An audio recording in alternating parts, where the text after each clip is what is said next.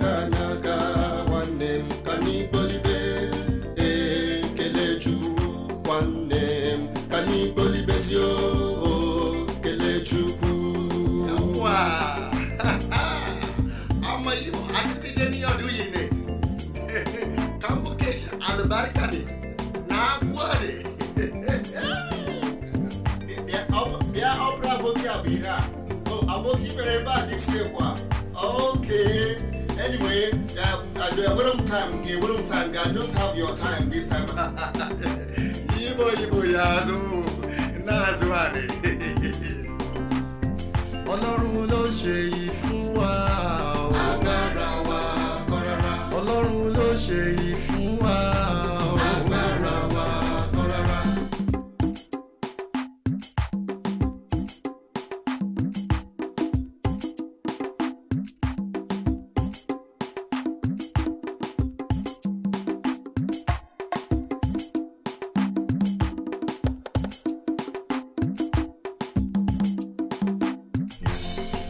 Ọba òkè lódì rí oge fàkùkọ tó lóge ẹ má lọ fòkìdán wẹkùn o ẹ má lọ fòjò wà gbòjò.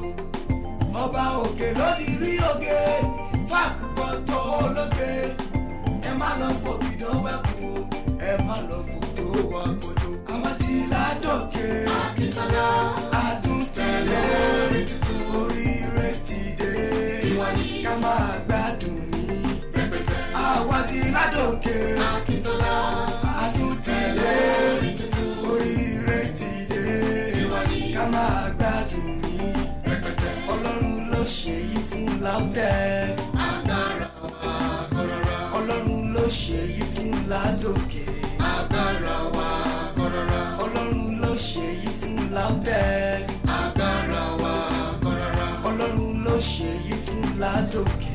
agbára wa kọ́rọ́rá. Àwọn tí ládòkè Akíntọ́lá àti ti dé pẹ̀lú orin tuntun oríire ti dé tiwa ní ká máa gbádùn ní rẹpẹtẹ. àwọn tí ládòkè Akíntọ́lá àti ti dé pẹ̀lú orin tuntun oríire ti dé tiwa ní ká máa gbádùn ní rẹpẹtẹ. Ọlọ́run ló ṣe yìí fún wa agbára wa kọ́rọ́rá Ọlọ́run ló ṣe yìí fún wa agbára wa kọ́rọ́rá Ọlọ́run ló ṣe yìí fún wa agbára wa kọ́rọ́rá Ọlọ́run ló ṣe yìí fún wa. agbára wa kọ́rọ́rá.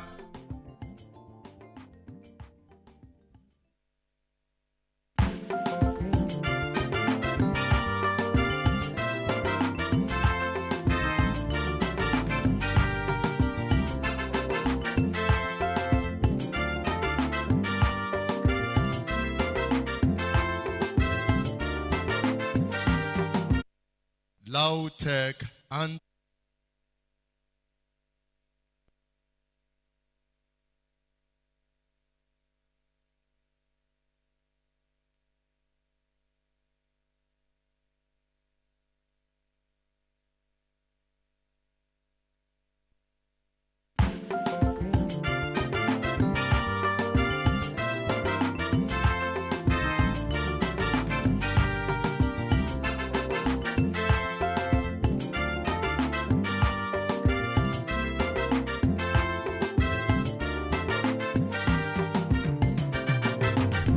àwọn tí ládòkè Akíntọ́lá àti ti dé pẹ̀lú orin tuntun oríire ti dé tiwa ní ká máa gbádùn ní rẹpẹtẹ. àwọn tí ládòkè Akíntọ́lá àti ti dé pẹ̀lú orin tuntun oríire ti dé tiwa ní ká máa gbádùn ní rẹpẹtẹ. Ọlọ́run ló ṣe yìí fún wa agbára wa kọ́rọ́rá Ọlọ́run ló ṣe yìí fún wa agbára wa kọ́rọ́rá Ọlọ́run ló ṣe yìí fún wa agbára wa kọ́rọ́rá Ọlọ́run ló ṣe yìí fún wa agbára wa kọ́rọ́rá. Àwọn tí ládòkè. The national anthem.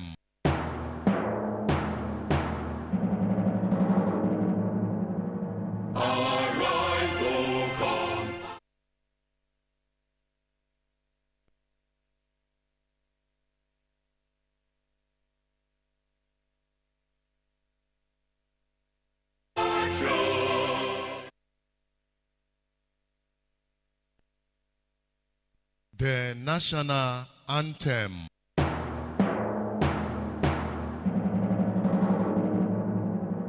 Arise, O compatriots, Nigeria's call obey, to serve the fatherland with love and strength and faith. The name of our heroes first shall never be in vain. To serve with heart and might, one nation bound in freedom, peace and unity.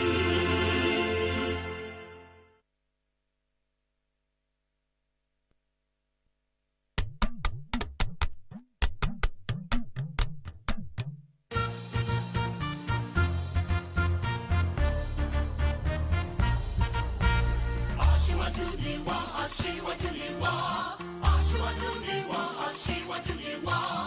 Ipò aṣíwájú l'Ẹlẹ́dùmarè fún wa nípínlẹ̀ Ọ̀yọ́. Ìpínlẹ̀ Ọ̀yọ́ ẹ jẹ́ ká ṣe gírí, ọmọ Ọ̀yọ́ ká tẹpá wa mọ́ṣẹ́, ká bára wa sọ̀rọ̀, ká sòdodo, ká ṣohun tó tọ́ tó dára nígbà gbogbo, níbi gbogbo fòpinlẹ̀ Ọ̀yọ́. Kò ní rẹ̀yìn o, lójú mi, kò ní rẹ̀yìn o. Kò ní rẹ̀yìn o, nígbà tèmi, kò ní rẹ̀yìn o. Èmi á ṣohun tó tọ́ tó dára nígbà gbogbo, níbi gbogbo fòpinlẹ̀ Ọ̀yọ́. Aṣíwájú ni wá, aṣíwájú ni wá, aṣíwájú ni wá. Aṣíwájú ni wá.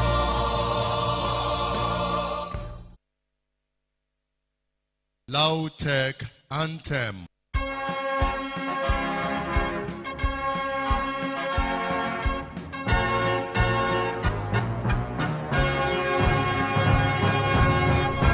We sing the Lautech, your promotion of applied sciences. All seekers spread strong, and the beaming of the rays of growth.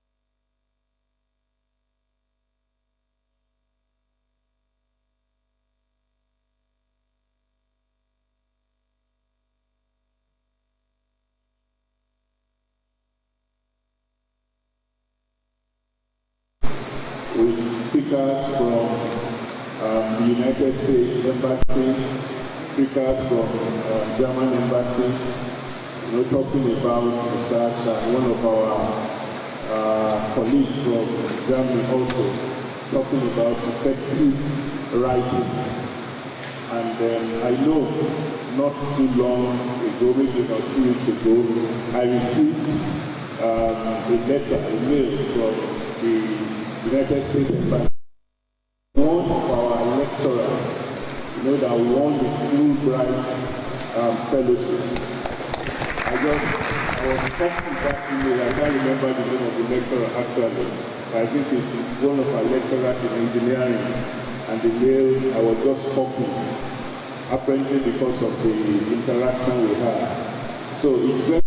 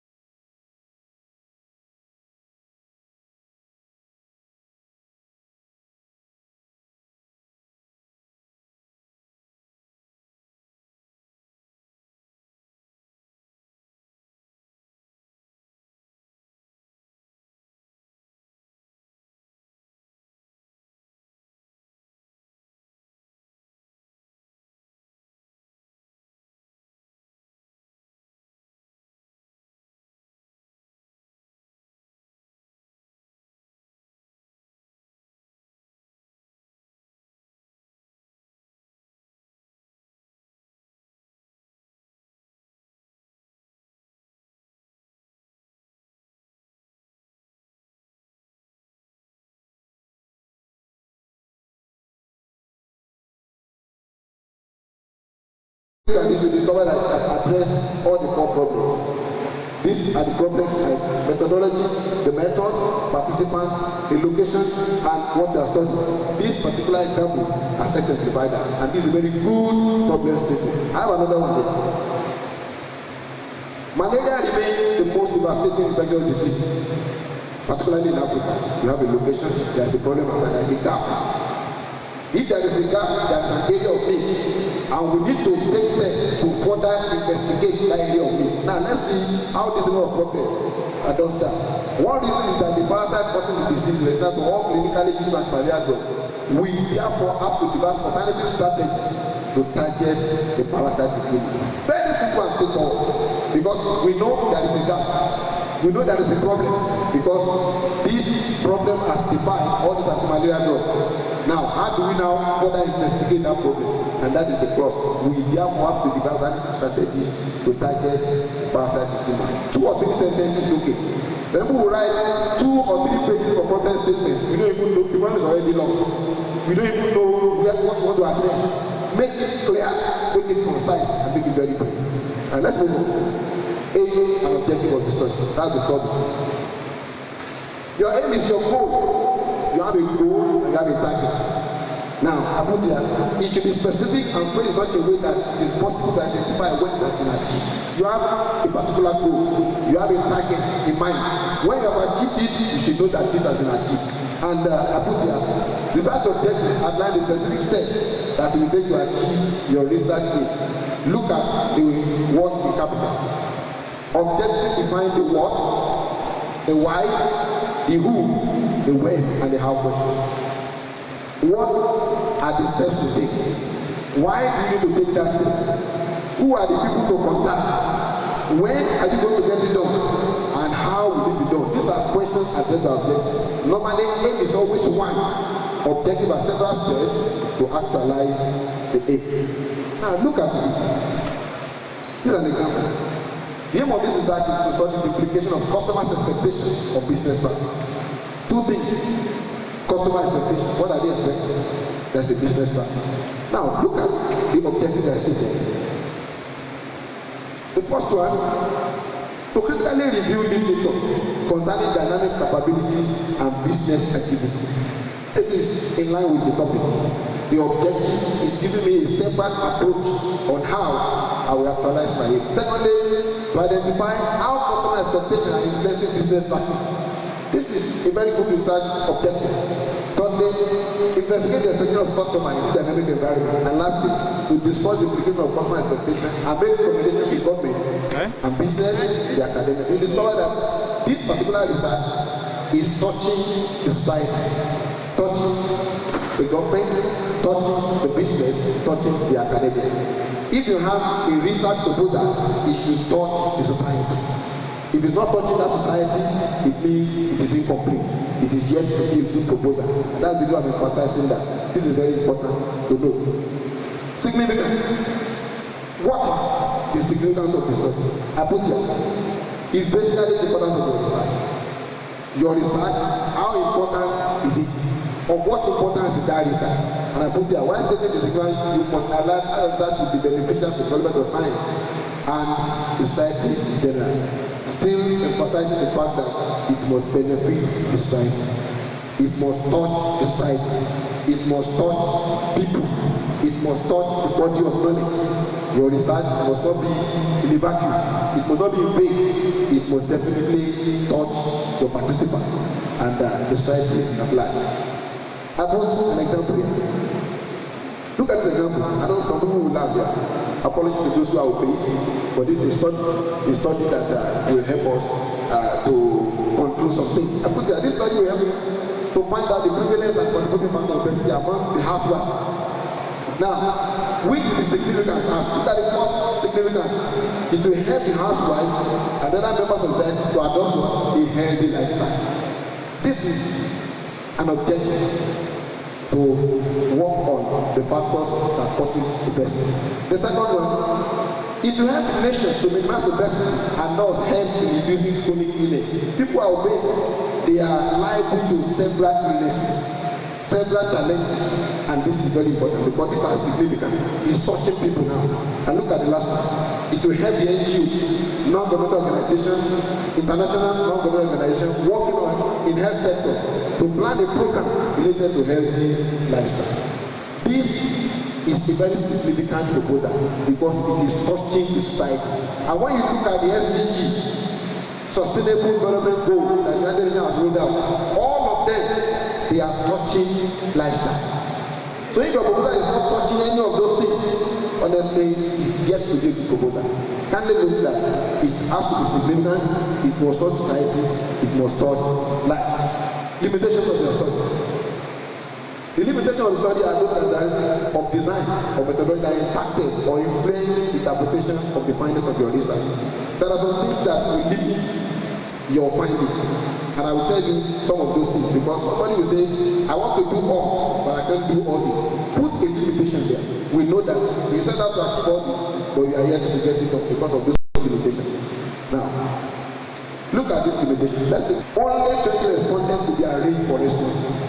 Assuming you set out to get responses from 50 or 100 students, and eventually you got 20, just put a limitation here. If you put a limitation, you will not ask questions based on 100 participants. They ask questions based on 20 participants. The research study limited to one organization as to cover 4 organizations, but we are able to cover only 1. So put it here. Nobody will ask you questions that cover 4 organizations when your proposal has really shown that you are able to cover only 1 organization. Time was a big constraint.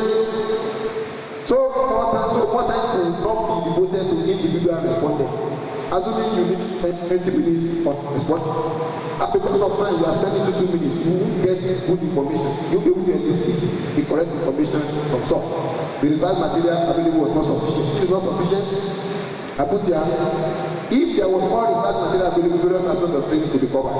This is another challenge, the limitation.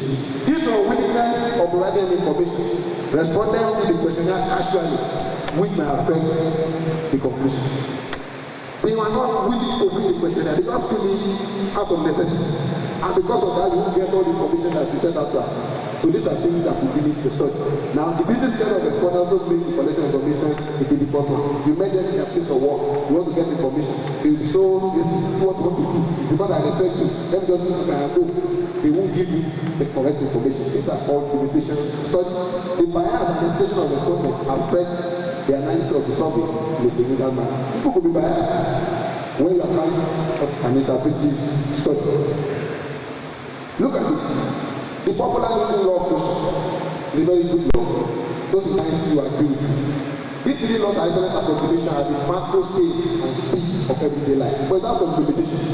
What are the limitations? 1, at very small scale is inappropriate. Secondly, at very high speed it becomes inappropriate. And lastly, under a very strong operational field, it is inappropriate. These are limitations. And honestly, this is how we can research. If you are limited by those things, let us know you are limited of cooking data or trying to extrapolate unnecessarily, you may get yourself into problem. Once you have all these limitations, put it in your proposal. Once it is there, people will really understand with you and flow along with your line of thought. Definition of terms. This is very simple. You define your terms, but note this. It's an annex to work either at the beginning or more likely near the end in this of our project, and should give credit to those you need to give to. It is an important part of your research proposal or report. The key important terms in the study are clearly defined. Now, let's look at this example. There are some definitions that you can either use them technically or operationally. Let's take a look at this example. Illegal immigration. The different definition of the term illegal immigration is the migration of people across national borders in a way that violate the immigration laws of the destined country. Violation of immigration laws. But in your own paper, assuming in your own research, out of the laws you are taking one, and that is passport or visa. So you have to state that. Look at this. In this paper, the term illegal immigration used to be non-resident who enter a country without an acceptable passport or visa. This one is specific. So when we are using illegal immigration, let us know the context with which we are using it. If you use it generally, it will be because somebody brought in foreign material, maybe cocaine or marijuana, but that is not in the context of it. You are working based on unacceptable passport or visa. So note that this is very important in research. Abbreviations. I put some things here which are chemically related. Those in chemistry will understand it better. These are a list of applications. What the name stands for. I put that. Glossary of terms. If they are using acronym, if they are using a symbol that is not common to everybody, look at this now. K that's K diffusion. R separation factor. These are things. Once you see this, you know what it means. Don't just assume that they need to know. Put it. Let us see the reason why you are using that. And any of your acronym, it will be defined as first person. Once you mention it, you first time define it. And have a list that shows all these applications. Did it tell you? So I don't have view on the project published work on a specific topic. Now, take a look at this. The time to refer to a full scholarly paper, a scholarly work, such as book or an article. I'll go to some specific examples. It is not just a summary of literature. Over time, I've discovered that when they're going to go and write theology, they gather papers, they gather articles, they gather books together, and they just push everything. It is beyond that.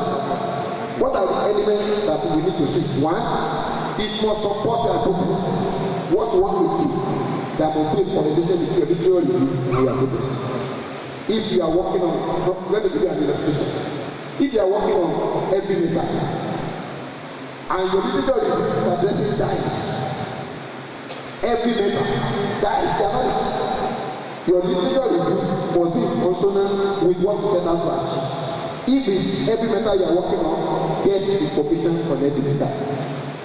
It's malaria you are working on, get information on malaria. Don't get information on any other thing on malaria. Let it be in consonance. It has to support the hypothesis. It must extend previous work.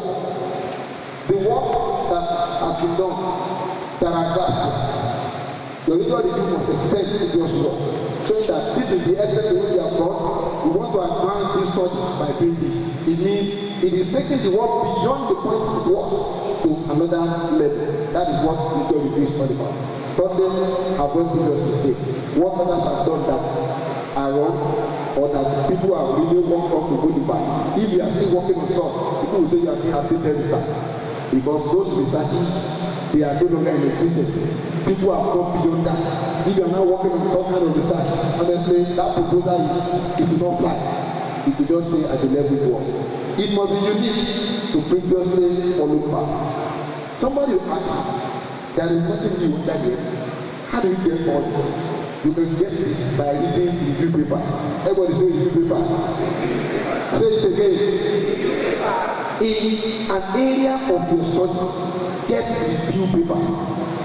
When you get recent review papers in the last 5 years, don't read all. Just read the abstract and go to the latter part of that review paper. You see them writing challenges and future prospects. They will put their shortcomings. When you read that portion, you will know the areas yet to be explored, and you can pick it up from Nigeria, and that will give you a global idea. Cultivate the habit of reading review papers. Review papers are very sound, excellently put together in such a way that all the areas that are yet to be explored, they put it at the back. Once you are comfortable with just read that portion, shortcomings, challenges, those are the way they try to at the end of every good review paper. When you see that, just read. You can pick one or two there, and that can become a PhD. You can take one or two, that can get you a patent. Take one or two, you can win grants there. That is the way to go if you want to explore areas that are yet to be explored. The narrative of a good review. Start from what people know and move on to what they don't know. Start from the know to the unknown. Don't do things in such a way that they will confuse. Tell them what they know. Simple things. Navigate gradually and let them have an idea of what they know. Introduce the field. That's a broad focus. You can see the funnel is very wide at the top. Malaria epidemiology introduced that to us. The second one, focus on certain aspects in the field because it's becoming narrow. It was wide before, they are now converging gradually. Focus on certain aspects of the field of interest, the lifestyle, economic control. And lastly, end gap analysis. And what is that? Resistance. This is a very good study. Malaria epidemiology, lifestyle and control, then we look at the resistance. Now, you can see that it was brought before. Gradually, we are bringing it down until we have something that we can now say, this is what we want to study. The purpose. The final point is your purpose, and I put that as the final point. The purpose can be framed as a research question or a protest. You have to be concise, make it one sentence, and to provide solution to your work. This is what I showed earlier. There's a link. You can see this man, the first one is bringing the second one, second one is bringing the third one, and you are trying to get information from all this, and that forms your protest. Very important. There must be a synergy. As you come from the broad perspective, you come to a narrow perspective, then you end at your advocacy. When you are searching internet for reference, note this, and I want you to take particular note for this. Narrow down your start point. You want to start something on malaria, just put malaria there. Malaria resistance. Don't let it be a long title. Narrow down your start, you get good information. Peer review articles, these are things you look for. Don't look for articles that are not peer review. Peer review articles are quality articles. Experts have read. A lot of people as well have read, they have made comments, they have made correction. And when these are read, you get information that are relevant to your work. And I put here current literature. And I put in bold for the last 5 years. This is 2021. You write your proposal, and 90% of your references, they are 20 years backward. That's very good proposal. 2021, the latest of your reference should be from 2016, 2017, 2018, 2019, 2020, 2021. If you are not starting 1998, 1997, the research in 2021, even if there is a need for you to cite, you should not be more than one or two, just a few. This is very important in research, especially writing proposals. Read reviews, I've talked about this, and read bullet articles. Plagiarism, this is very important. And thank God because of the innovation now. Students are funny, they go online, copy people's work, change some things, and send us their proposal. Thank God for authority now. If you copy anything from the internet and is subjected to plagiarism check, if your similarity index is greater than 20%, that is not a scholarly article. And my students know, no matter what you write, no matter how pressed that you have, I will check your plagiarism. Once it's not more than 20, I will not even read. I will not read at all. You have to keep correcting until you have a level of originality you want to do. Because it will surprise you. People are tired of plagiarism. Why would you copy other people's work? Verbatim. This is very important. I want to start a note of one to all of us. Let us be the pro. I'll be talking about this when I get to the ethical issue. Plagiarism is a global academic offense. Cut and paste, that is what leads to plagiarism. You just cut and paste. Read it, digest it, frame in your own words. Always identify the source. Summarize this point. If you do all this, you will discover that when the similarity index of your proposal is checked, it will be far below 20 degrees, which is an international best practice.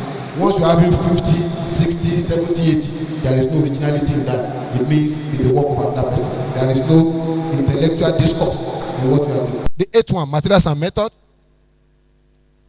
This talks about the raw materials, the tools, the important chemicals used. Basically, it is the important detail of what you use in the research. Now, I put here, method section is how you conduct the research. Very, very important. Methodology. Now, let me say this. If your method is wrong, your results will be faulty. Hello? If your method is wrong, the result emanating from that method, it will be very faulty. So your method must be a very sound method. And these are things to check to ensure that you have a sound method.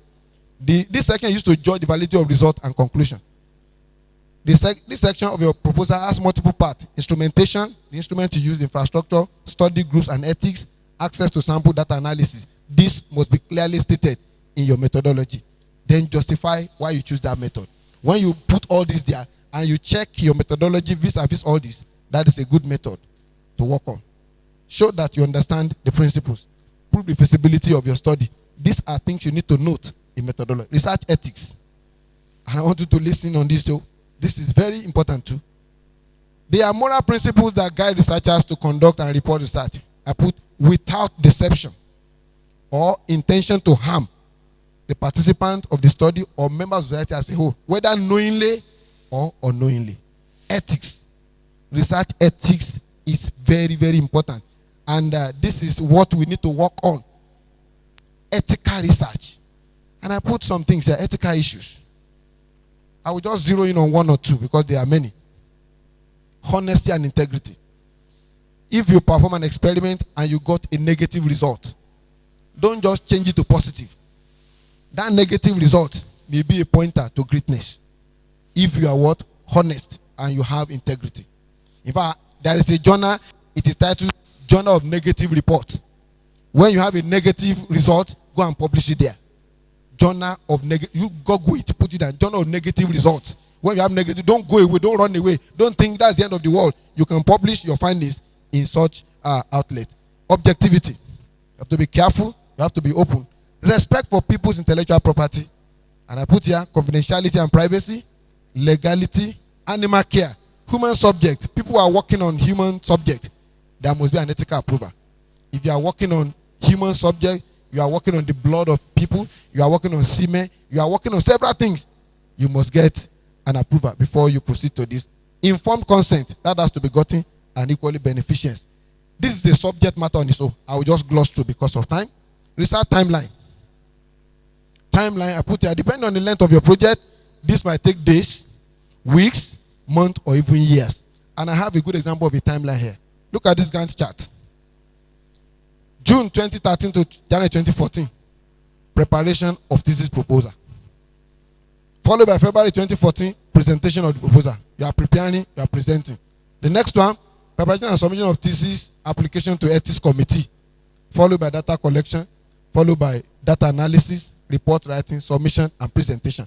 Now, this will guide your work. And it will help you to buckle up in case you are lagging behind. It's very important to have a timeline. And I put here, help you keep your experiment design in the correct order. You avoid dead time. You waste time if you have a timeline. You don't have to do this before this time. Definitely, you have to wake up and get that done.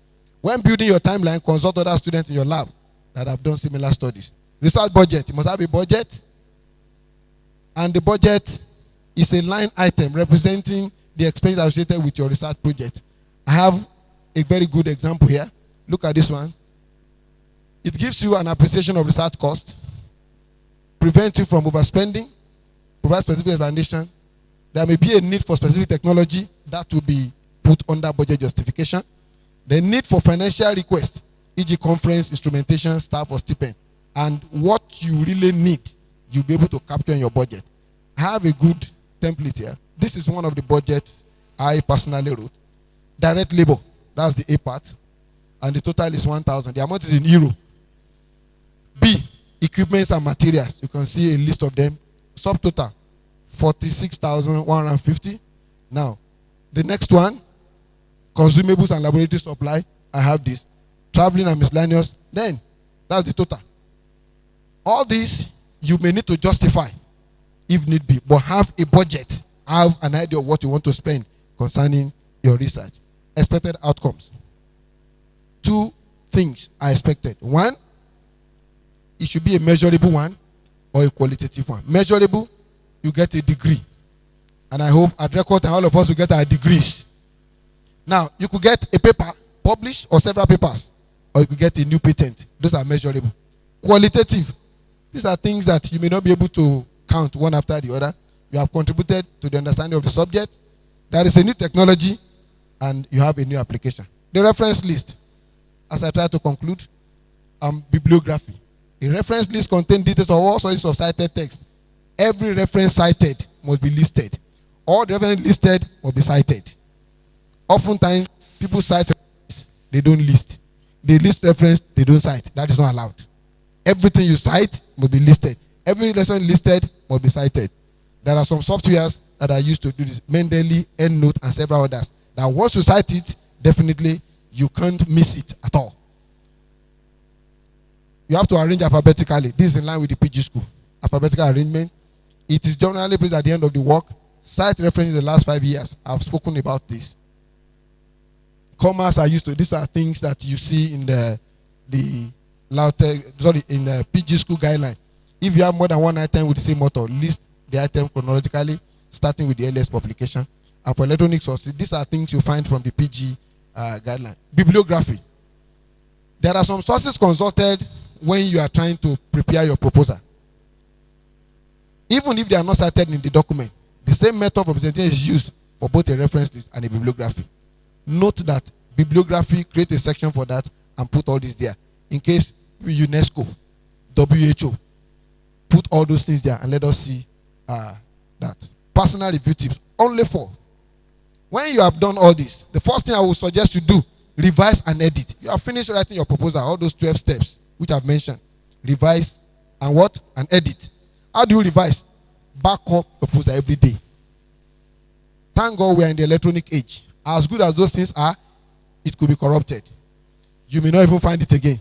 Learn the art of backing up your work every day. Not only this, print on paper and edit. Print the proposal on paper. Read it yourself. Edit it. Does it make meaning? Make correction. After you have done that, you can now go and effect the correction. The third one, use standard font. Don't use area here. Use Calibri here. Let it be standard font. If the size is 12, let it be 12 all around. This is very important. Number your pages. Let's see that the pages are numbered. These are careless things that students demonstrate. And when you see this, these are things that put you off as a supervisor. Then read it out aloud. Does it make meaning to you? If it doesn't make meaning, rewrite it. These are personal things. Revise and edit your work. Common pitfalls to avoid. Some people, they forget to include table of content. Instead of I wrote a proposal, no table of content. The first thing I saw is introduction. No name, no title. That's not a proposal. That cannot fly. It can even go beyond the supervisor, talk less of department, faculty, or PG school. Not connecting the proposed research to literature review. I've spoken about this. Not enough detail about the method. Jargon and sweeping generalities. Rely solely on your supervisor. Let me address the last one.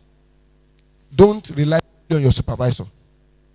If you think your supervisor is the alpha and the omega, he knows it fine, but consult other people.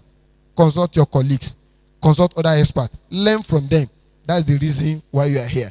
Don't just say, it's only my supervisor. It's not your supervisor alone that will read it. They will give it to other people to study. So why can't you consult them so that they add their own input, and in so doing, you will learn from their input. Improving your odds. Know what the evaluation criteria will be and check that you meet this criteria. How? Start with an outline. Read the approved proposal. Once finished, ask others to proofread. If you are finished, give it to your, help me read this. What you have not seen, another person will see. And in so doing, you get a quality work. Make sure your supervisor approves it before you submit. What are the things to evaluate? The aim and objective. Is it likely to be achievable in a given time? That's number 1. Number 2, the rationale for the proposed study, is it reasonable? And the last one, the scientific design is described and adequately justified. Ask yourself all these questions. This is the way to evaluate your own proposal. If your answer is yes to all this, that's a good one. If your answer is no to any of this, you have to rewrite that proposal. I want to acknowledge God, the giver of inspiration, the acting vice chancellor who has just stepped out for other assignment, the dean PG school. I want to appreciate you for this privilege, and other members of the local organizing committee, faculties and staff present, students, other participants. Thank you for listening.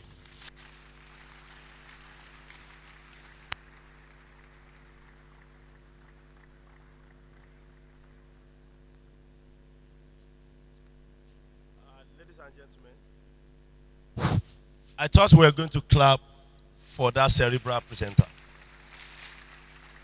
Thank you, thank you, thank you. Thank you, Professor Bello, for that very insightful presentation. And thank you, our audience, for that very rapt attention. Now, I would want to implore us to kindly note our questions, because at the end of the second presentation, there will be a very robust session for taking those questions. This is expected to be an interactive session. And of course, the concept of interactiveness would mean that we will accommodate questions and our guest lecturer will entertain them. Thank you. Now, I call on Dr. Oti Adedosu to give us the citation of the second speaker. Thank you.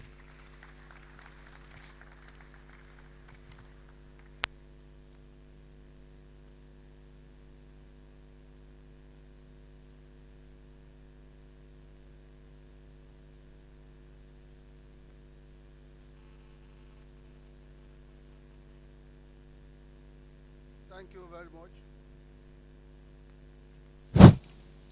Stay on the existing protocol. May I have the privilege to ask the second speaker to stand up as I read his citation. The second speaker for this morning, Professor Olajide Abraham Ajao, the former Dean, Faculty of Agriculture, is an alumnus of Obafemi Awolowo University, Ile-Ife, and University of Tromsø, Norway. He joined the services of Lautech in 1995 as a graduate assistant and rose through the rank and file over the years to the position of a professor in year 2012. Professor Ajao has received different awards both as a student and as a faculty member. Among these are Best Student Paper at IIFET Biennial Conference, University of Portsmouth, UK, sponsored by USAID. 2, also a receiver of the Norwegian Scholarship Award for studies in MSc in International Fisheries Management and Government. 3, it's also a receiver of various awards and grants, which I also mentioned. Research grant in 2006 by African Economic Research Consortium, AERC, Nairobi, Kenya. 2, research on value grant in the years 2014 and 2015 by the International Food Policy Research Institute, Washington, D.C. 3, he also received the grants from TED Fund, Institutional Research Grant in 2016.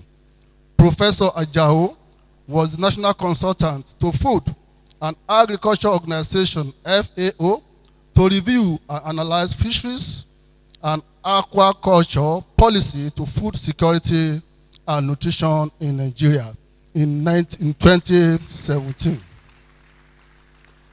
Professor Ajao was also engaged as the agricultural economist on the evaluation team of the Nigeria Agricultural Policy project by the United States Agency for International Development, USAID, in 2018 and 2020. As an academic of repute, he had the opportunity to work with other universities outside the country, precisely University of Swaziland in Swaziland and also in Swaziland. Professor Ajao is also a publisher, a teacher, and also his credit 6 technical reports of international repute and has published over 44 journals, articles in reputable journals across the world. His experience at conferences attendance, he has attended land conferences all over the world and different workshops and training both within and outside the country. Presently is a member of many professional bodies, among which are Nigerian Association of Agricultural Economics, NAAE, Agricultural Economic Society, UK, American Economic Association, USA, International Institute of Fishery, Economics and Trade, IIFET, and so on and so forth. Professor Ajao is happily married with a son and is the one that will be speaking to us this morning. So please join me as we welcome a gentleman to the call, a teacher, a team player, and a mentor, Professor O.A. Ajao, to lead us in the second note address titled Engaging in Collaborative Research. Thank you very much. Thank you very much, sir. To start on a lighter mode, this morning I met with the Dean PG School, Professor Ojurombe, and I told him, you have been a beneficiary of collaborative research over the years. And even my senior in school, Professor Jeka Infa, benefited hugely from collaborative research. That why don't you guys take up these challenges, and why me? Collaborative research. I'm going to premise this presentation on 5 key areas. Though not limited to these 5 areas, I'll start by providing a definition of collaborative research. Why do we engage in a collaborative research? What are the benefits of engaging in a collaborative research? I can sit down in the corner of my office or in my laboratory and do my research all alone. Why do I have to put in so much effort to reach out to some other scientists to join me in solving a particular problem? I'll speak on various types of collaborative research that we have, the nexus between communications and collaborative research, and finally, conflict of interest and resolution if conflict arises in collaborative research. What is collaborative research? I'll be using the word collaboration as related to research interchangeably with collaborative research. So I first of all define the term collaboration, which implies that a team of individual researchers is working toward achieving a common goal. Working towards achieving a common goal. We have to know the keywords there. Achieving a common goal. Then the term collaboration in academic research is usually thought to mean an equal partnership between 2 academic faculty members who are pursuing mutually interesting and beneficial research. These are 2 definitions of collaboration as related to a research. But I'll still go ahead and give us another 2 definitions of a collaborative research, and we'll now look at the link between these 2 words. Collaborative research involving coordination between the researchers, coordination between the researchers, institutions, organizations, and or communities. Lastly, collaborative research can be defined as the research that is conducted by more than one researcher or a research team, either within their institution or with colleagues in other institutions towards a common goal. If we take time to look at these 4 definitions, either as collaboration, not in the dictionary meaning of the word collaboration, and collaborative research, we could see that there is one thing that is common to them. That's a common goal. They all have a shared concern. They all have a shared concern. They want to solve an existing problem by working together, bringing in different expertise from different fields or within the same field. Why do we engage in a collaborative research? What are the benefits for us to go into a collaboration or a collaborative research? The first one is some funding agencies favor interdisciplinary research teams.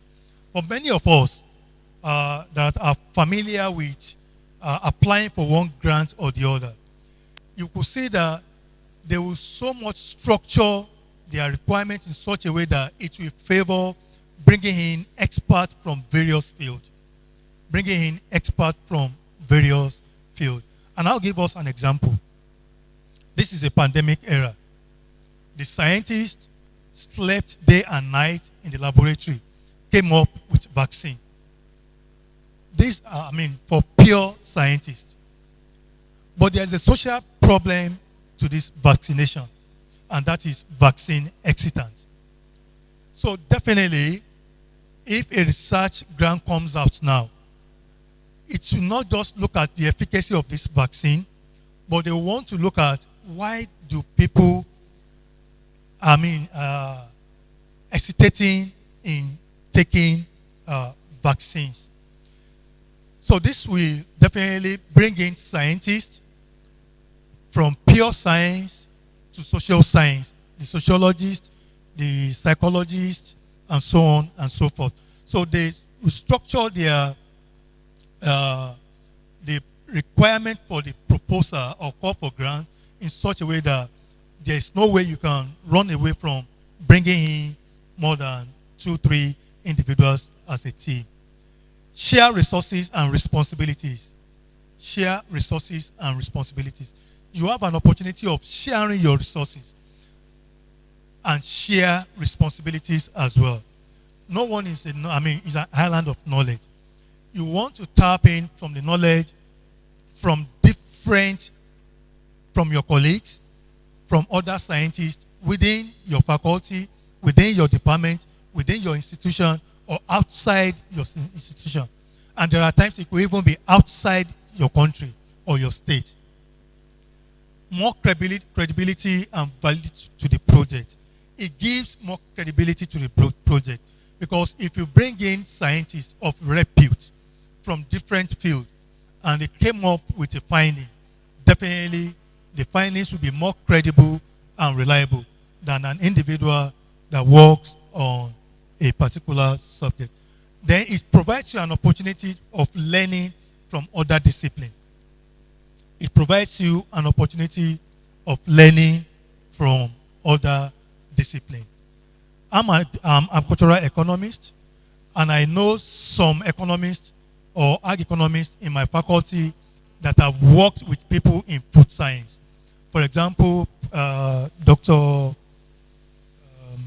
Adepoju worked with Professor Akinwande on a project in food science, orange flesh potato. So I'm very sure if you ask Adepoju some of her experiences, she will tell you a lot that she learned from food scientists rather than just being a pure economist. What are the benefits in addition to all this?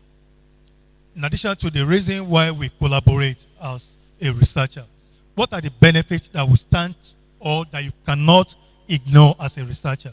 The first one is higher impact of publication. The World Impact Factor trends in Lautech, I think about 5 or 6 years ago. That's when people were very conscious of the World Impact Factor.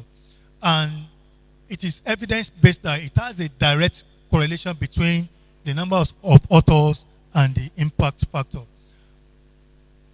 There's a guy or a team that work on team size matters, collaboration and scientific impact since 1900. This paper was published in 2015.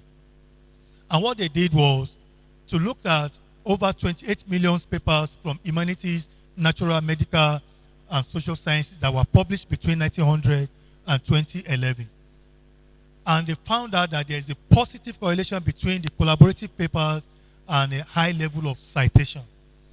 So this is one of the huge benefits of a collaborative research. This is one of the huge benefits of a collaborative research. 2, it encourages creativity. It encourages creativity. And it has some other future benefits too. Because if you work with a team of researchers today, if an opportunity comes out tomorrow or next year or 5 years from now, they will surely remember you. And let me share my personal experience. I sometimes worked with a woman outside the country, and I saw a call for grant proposal.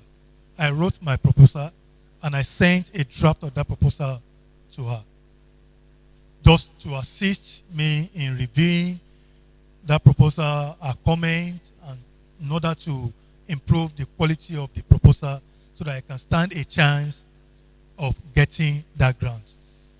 After reviewing, she now asked me, have you secured a grant for this work? I said no. Okay, he said, okay, but I have a small grant. It can only assist you in taking the data for this study. And I asked her how much. She said, maximum $15,000. I said, okay, this will be good enough for me. I will pursue any other grant. Let me just have that and keep that in my pocket. So the future benefit of collaborating with other researchers in a collaborative research is huge and cannot be ignored. It increases the ethical conduct, maintaining honesty, integrity, justice, transparency, and confidentiality. Like Professor Bello said in his presentation, there are times if you're working alone, you may be tempted to circumvent or ignore some of these ethics of research. But when you know there's someone watching your back, you're not the only one working on this study, a team of 4 or a team of 5, you will not want to violate the ethics of research. So it increases the ethical conduct, maintaining the honesty, and even your personal integrity. Attract funding. If you generate output that have an impact on policy, that have an impact on practice or industry or the general public, it can increase your chances of being funded. Just like I said a little while ago, most donor agency favors research that are multidisciplinary. They want a different approach to solving problems, not just a narrow approach to solving a problem. So, in addition, some funding bodies now give priority to international and industry or academia. The era of researchers working alone is going gradually. People are now encouraging, or donor agencies are now encouraging collaboration between the researchers and the industry. Collaboration between researchers, departments, and agencies, not just between the researchers alone. Then it can as well expand your network. Working collaboratively can help you meet potential future employers, mentors, and collaborators. If you keep working with different people in and outside your enclave, you stand a chance of increasing or expanding your network. Then collaborations are opportunities to learn new skills, make new friends, gain a new perspective, join stimulating discussions, and with experts in your field or complementary field. Aside all these benefits, most of the time, collaborative research do generate huge volume of data. Huge volume of data. And this data will require specialists in multiple disciplines to have an effective data analysis, and collaboration are easier to develop and sustain than they were before because of emergence of various technologies. Types of collaborative research. I will classify collaborative research into 2 different classes. The first one is academic institutions. We're all familiar with this. It could be among the faculty staff and administrators within the institutions. It could be within and between departments within the institutions. It could be between the faculty members and their students, and as well as among students. Among students is not that common because of the level of seriousness of our students. And this is a challenge to some of us that are postgraduate students. This is a collaborative era. We should learn to collaborate with some of our colleagues. And the other is between academic institutions. There could be collaboration between academic institutions, probably LAUTECH and a college of agric elsewhere, or a faculty of sciences with a department, probably solid minerals at the federal ministry. You can collaborate with them. Between academic institutions, government agencies, and departments. Between academic institutions and private industries. It could be domestic or international as well. Now I've provided a little information about collaborative research. Like we all know, collaborative research involves setting up a team of researchers.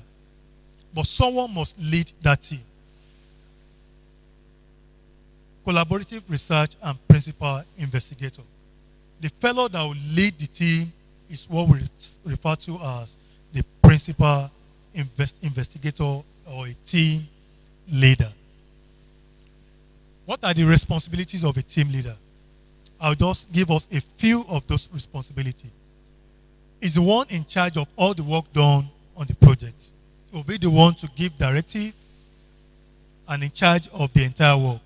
And ultimately, he will be responsible and accountable for all the aspects of the project. In addition to this, he has to keep the group motivated. You cannot say along the line as you go on and on that you will not encounter challenges. It is the responsibility of the team lead or the principal investigator to make sure that the teams are motivated or the group are motivated. It will be responsible for how the data will be collected, stored, and shared. It will also be the one if there's any changes in the research design or how the changes in the research design will be made. Who will be responsible for drafting the publication, keeping the group on task, the role each partner in the collaboration will play. He has that responsibility of sharing the responsibility for each member of the team. Collaborative research or collaborative relationship. In any relationship or in any assignment or in any task, it is inherent in human being that we have to be successful. And for us to succeed, all hands must be on deck. So for a successful collaboration, it requires certain elements as well for any collaborative research to be successful. Number one, members of the team must work together towards a common goal that has been agreed by all parties. That has been agreed by all parties. Each member is considered an important part of the team, and they must understand their role and the expectation from their activities. The interactions are based on trust, respect, good communication, and the ability to compromise. There are times you have challenges. There are times the challenges could be so overwhelming. But as a member of the team, or as the team lead, or as the principal investigator, you have to make sure that every member of the team work towards achieving a common goal. And like any other agreement, there are basic details that need to be considered and agreed upon prior to the start of work to make the project beneficial for all parties involved in the collaboration. You must first of all know what are the common goals. What are the common goals?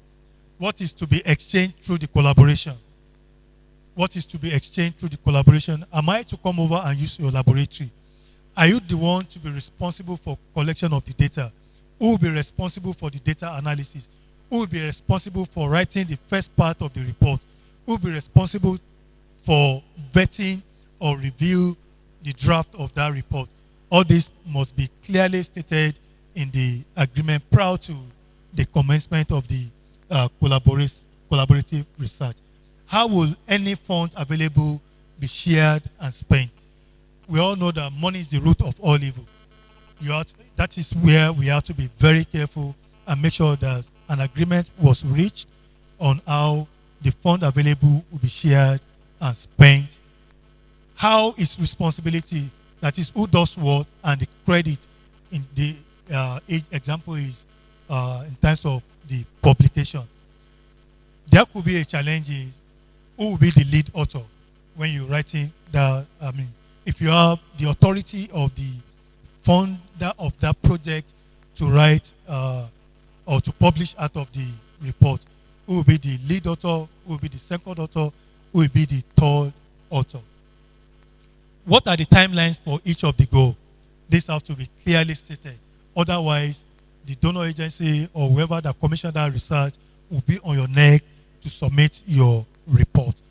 And that is why the timeline is very, just like Professor Bello mentioned in his presentation, timeline is very critical and it has to be adhered to. If they tell you that this draft or this assignment must be submitted at the close of business on so day, it has to be submitted on or before the close of business. Communication and collaborative research. What is the nexus between communication and collaborative research? We all know the role of communication. Communication is very important. Even if you are working on something and you are yet to submit, let your colleagues that you are working with know that I'm working on it and this is where I am. Communication amongst the team member is a critical factor in a successful collaboration. You have to make sure that regularly you're keeping in touch with other members of the team. Communicate often and early throughout the project. You have to make sure that you keep communicating regularly with the members of the team. Establish a format communication structure for reporting on the progress, discussing problems or challenges. However, there are times that we may have or we may run into a problems or challenges in completing our own part of the task. You have to make sure that you get your team lead and other members informed early enough. Otherwise, you destabilize the mood of the entire team. What are the roles and responsibilities of members in a collaborative research team? There must be a clear understanding and agreement on the roles and responsibilities of each member. This should include a clear understanding of the leadership, the team members. What are the responsibilities of the leader? If you are the leader, if you are the one leading the team, what are your responsibilities? There should be a clear understanding by all collaborators as to who is ultimately responsible for leading the project and what are the powers vested on this individual or individuals if there are co-leaders. I sometimes worked with, I don't want to use the word naughty, but that team lead, the team leader was a very naughty person.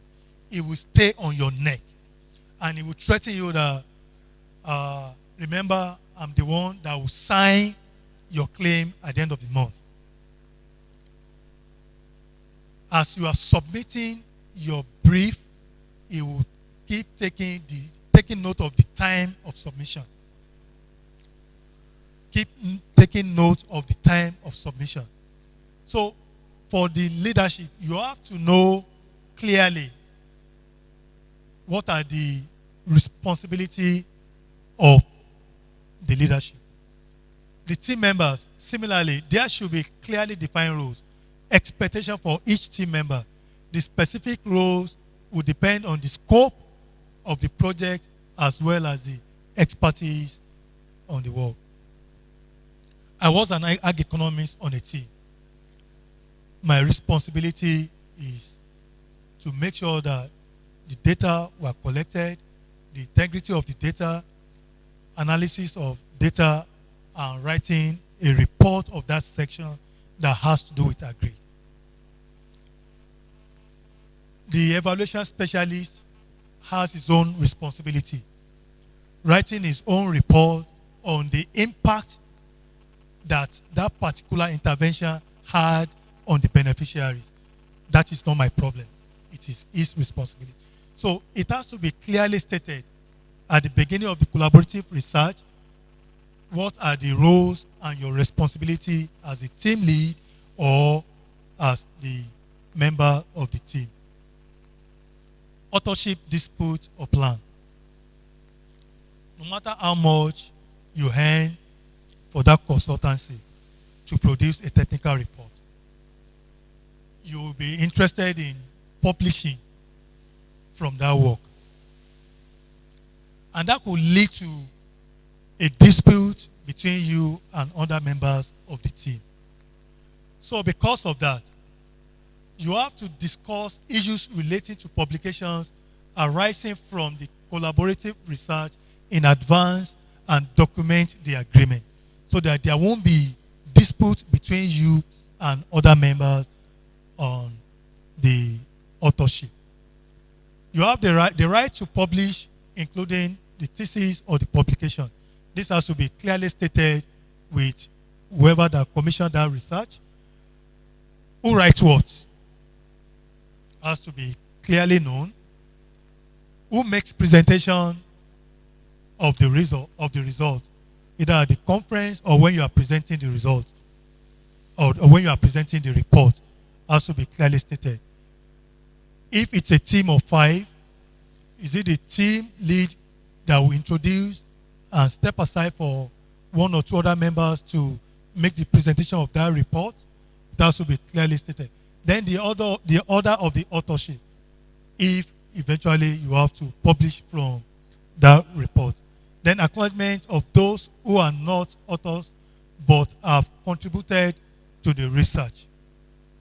You may have a backup staff, probably from the donor agent that supports you but is not part of the research team. You have to acknowledge such an individual. Data management, sharing, and ownership.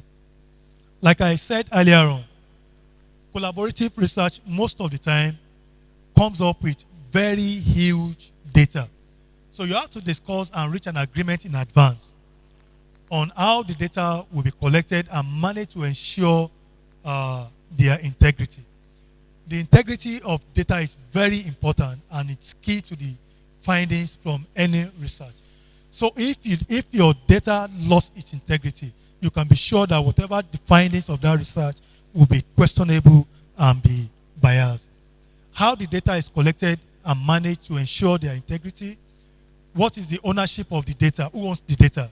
Will the data be released to you after the work? Can you claim the ownership of that data or whoever that commissioned the work? When and how is data shared among the team members? The data security plans. Data security plan. There are times we obtain information from individuals that has to do with their, private lives. You have to ensure that that data that you got from them is adequately secured. Electronic data backup, software used to record and manage the data. Conflict of interest and resolution. There is conflict of interest. There's hardly a way that you want to consult for a donor agent like FAO, USAID, the World Bank, and so on and so forth, without you filling a form that has to do with the conflict of interest. And I'll give us an example. We have a consultant in Lagos, Alpha Beta, collecting taxes for Lagos State. Alpha Beta. It will be a conflict of interest for me to sit or be part of the team that involved in a research that has to do with taxes all over the country. That will lead to a conflict of interest. So, conflict of interest in research occur when researcher is in a position to influence research and their extramural activities are such that they or their family may receive a financial benefit or improper advantage from that research. You can't run away from it. You have to fill that form of conflict of interest. This is an example of a conflict of interest. It has your name, the title, the organization you're working for, your position in that collaborative research team. And there's a question there. I have real or potential conflict of interest to disclose. It's a very key part in any research, not just collaborative research, because the issue of conflict of interest is very key. And if you answer yes to above, then you have to disclose those facts. You have to disclose those facts. Conflict of interest. The research team members should clearly disclose any potential conflict of interest that may have or may have perceived as having influence on the integrity of the research and data generated. You have to disclose ahead of time. And what are the potential causes or sources of this conflict of interest? It could be financial, it could be professional, it could be personal, or it could be prejudicial. Conflict resolution. You have a team of 2, 3, or 4 members in a collaborative research team. It's natural. Conflicts could arise. Probably you have a young member in the team and there's a generational differences. There could be cultural differences. An Hausa man, a Yoruba man, an Igbo man, an American or an European that see things differently. So you have potential sources of collaborations. So there is a possibility of a conflict among team members due to the following: different styles and personalities of the individuals involved. It could arise due to different styles and personalities of the individuals involved, different approaches by different specialties in multidisciplinary research projects. And I'll give us an example. If in a team you have an economist and you have a sociologist, an issue of child labor comes in, and let's include the third person, civil organizations, a member of civil organization in your research team. The way an economist will capture a child labor is quite different from the way a sociologist will capture or define a child labor. The way the civil society member will look at child labor is quite, so this could cause a conflict in the definition of a child labor. So different approaches by different specialties in multidisciplinary research projects. Inadequate communication could lead to conflict among members of the team. Pure misunderstanding, this is natural. You can work for 6 months and have misunderstanding. Solution: whenever conflict arises, you talk about it and get a resolution when it first arises and as quickly as possible. The use of software applications in collaborative research.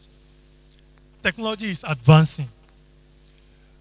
Some of us engaging in collaborative research now are better placed than our colleagues that engaged in collaborative research 20, 25 years ago, where you have to write, take it to the post office and send by or courier or whatever.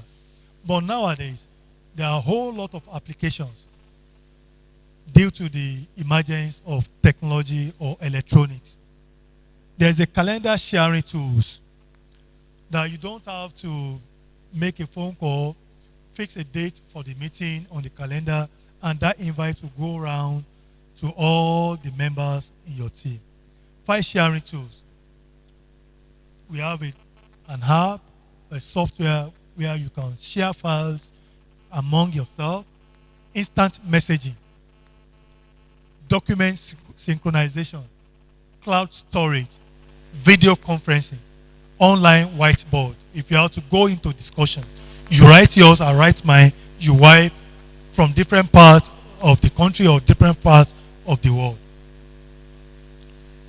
Calendar sharing tool. The shared calendar facilitates the organizations of appointments and meetings without the need to consult all participants. You don't have to talk to them than fix a meeting. Fix it, the invite goes round. file sharing tools allow you to transfer files, distribute them, and give access to them. Share files can be various kinds: software, books, videos, documents, etc. These tools avoid transferring everything via email and saturating inboxes with every file. Even if you want to send some of them through emails, it could be so heavy that the email will not be able to accommodate it. So you have a file sharing tools that you can share, and you give a username and password to your colleagues on the team. Instant messaging allows you to exchange text messages and online files in real time via a computer. The dialogue is interactive, and most applications allow the exchange of video files, voice communications, and video conferences. Thank God for pandemic. And pandemic, the COVID-19 opened our eyes to instant messaging, the Zoom, and so on and so forth. Document synchronization. Document synchronization aims at matching two documents. This means that any modification, addition, deletion of a document in the directory will also be effective in the second directory. This way, employees have the latest version and the information remains the same everywhere. The two documents remain exactly identical. So you have an opportunity of synchronizing various forms of document, or various versions of document, and they remain exactly identical. Cloud storage. Storage can be done within the organization, but also in the cloud. Cloud storage exploits the power of the server information storage system, which lives in the cloud. The data is stored remotely via telecommunication network. And the last one is video conferencing, which I'm very sure we are all familiar with. Whiteboard. The era of the conventional board is fast going, and in the collaborative research, you make use of the whiteboard. It's an online whiteboard which is literally replacing the classic whiteboard.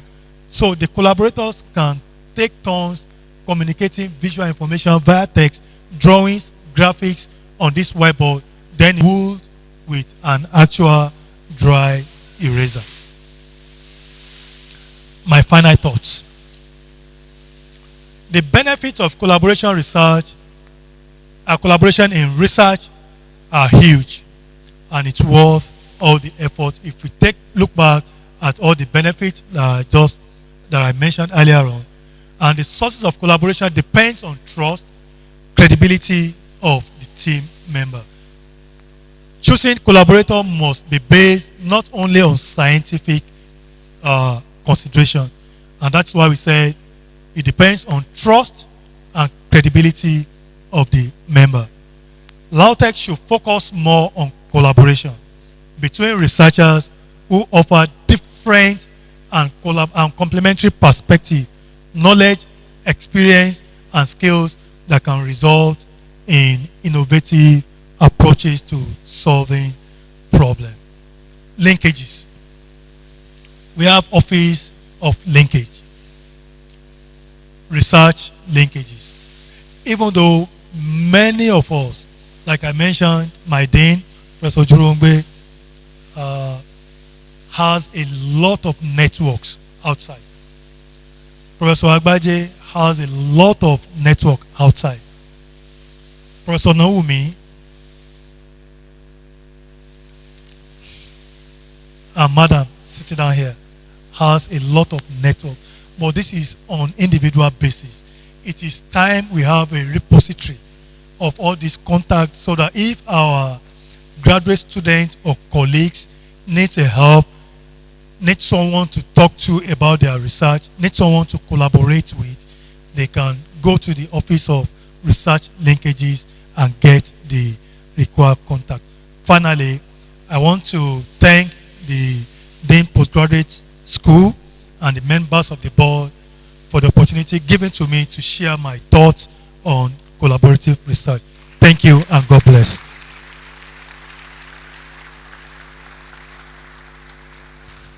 Thank you, sir. I was expecting a collaborative clap for the collaborative research lecturer. Thank you, sir. Okay. On behalf of the organizer, I say a very big thank you for that lecture. We will accommodate some questions like we said. We intended to make this more robustly interactive, but because of time cancer, or you might want to say this time around, the problem we have is beyond cancer. It is now COVID. So maybe because of time COVID, we would want to just accommodate a few questions on each of the presentations. We will take 3 questions per presentation. That's been very magnanimous, you would say. All right. So I would want people to signify by raising up their hand with respect to which of the questions they will want to ask and specify which of the lecture they will want to ask question on. I would by recognizing my boss, Professor Rahim. Thank you, sir.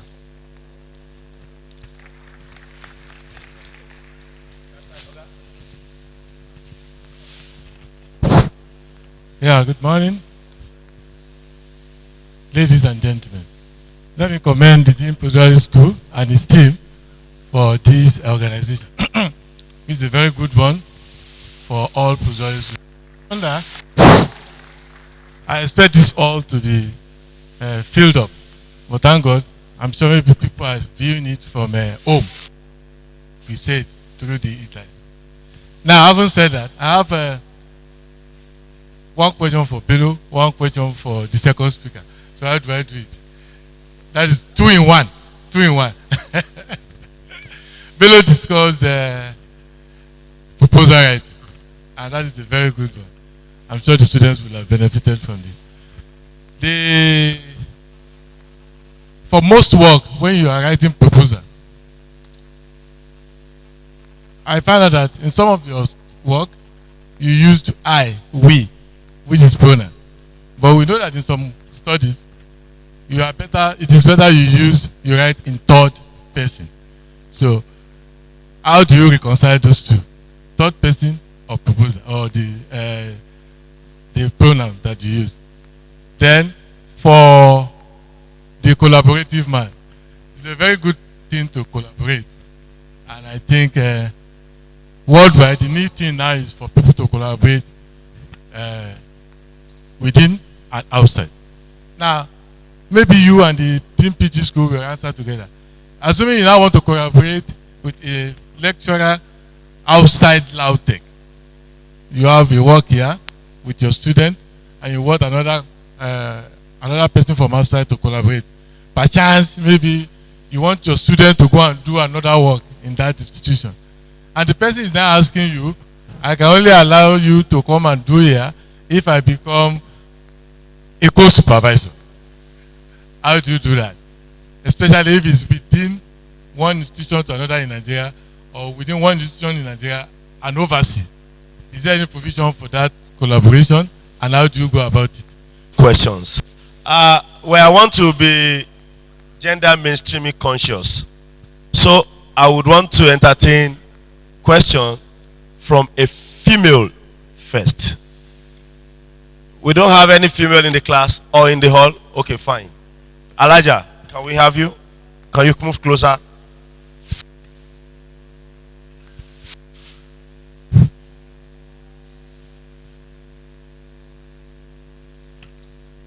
Thank you.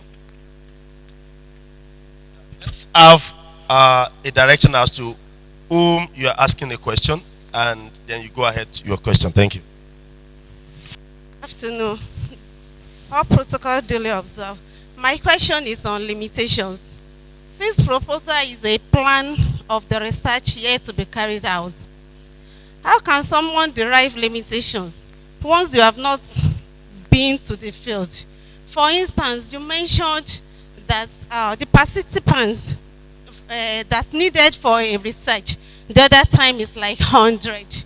But after being to the field, you discover that only 20 can be used. And here we are writing a proposal. How can I know that it's only 20 that I will post when I've not been to the field? Thank you. Yes. Now I leave the floor open. Male or female? Thank you.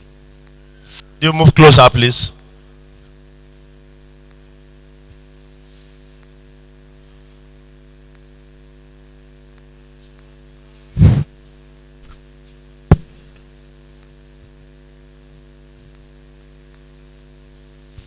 Thank you so much for the opportunity. All protocols duly observed. My question is directed to the second speaker, Professor Ajao, on the collaborative research. Engaging collaborative research. To be sincere, it looks as if issue on collaborative research is usually directed towards our lecturers, towards the academicians. What's the place of collaborative research for postgraduate students? I've been in workshops like this, and all along it looks as if it's for those already in the academics that have access to collaborative research. How do engage collaborative research? That's my first question. And the second one, how does postgraduate student get funding? Of course, the international scene now, if you trend of things, you discover that Nigerians, so to say, have been delisted from the opportunities. As if our leaders are black, so to say, even though we are. But how can we harness local funds on research works, particularly for postgraduate students? It looks as if some of these opportunities are open and available to our them who are exposed, and those of them quite a big CV. Those of us who are just a career, who are just building up our own CV, how harness this? Thank you, sir. All right. I was almost tempted to respond before I realized that I am not the guest lecturer. Who else has a question for us? Yes, sir. Thank you. Now that will be left with just how many questions? All right, thank you.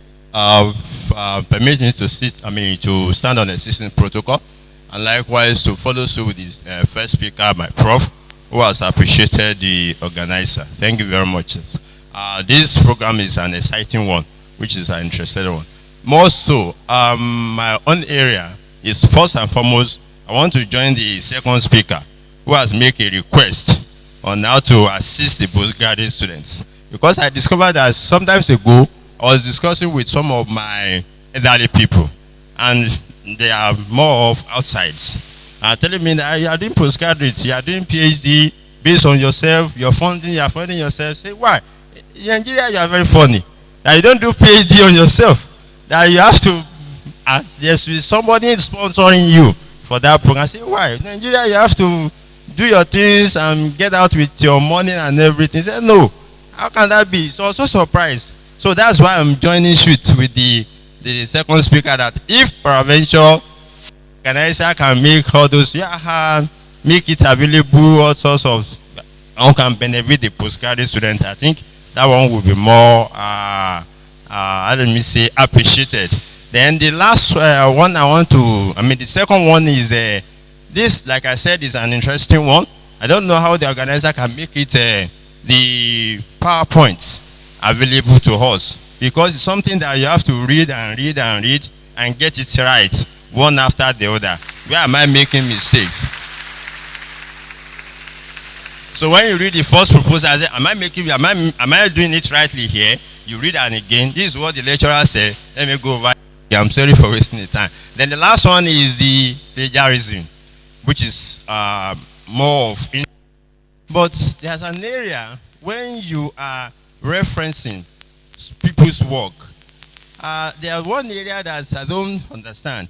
Should you get it that people's work, it's a reference that this is related to your own work, and you want to make reference to such on what he has done. So get it verbally, or you twist that person's idea.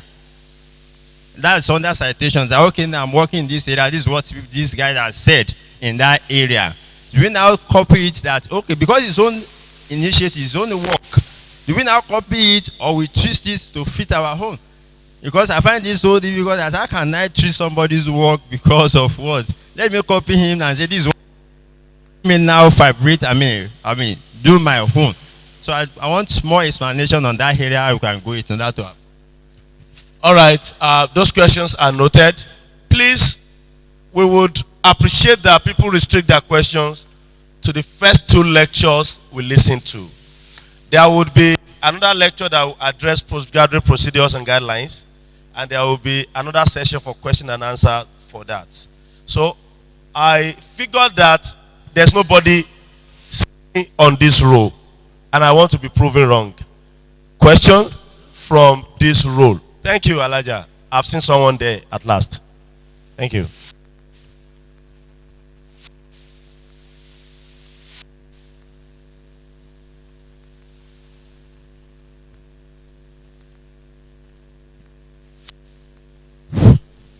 I hope there won't be plagiarism in your question. Good morning. I want to appreciate the 2 speakers, my professors, Professor O.S. Bello and Professor Ajao. Thank you very much for the lectures. My question is about collaboration. Can a PhD student collaborate with a colleague, and will there be need to inform the supervisors? Because when it comes to publication, how are they going to sort it out? That is just my question. Thank you. All right. To strike a balance, one more person. I felt the person would be a female. Where I come from, there's regard for the elders. So I want to appreciate Baba for rising up to ask the question. Thank you.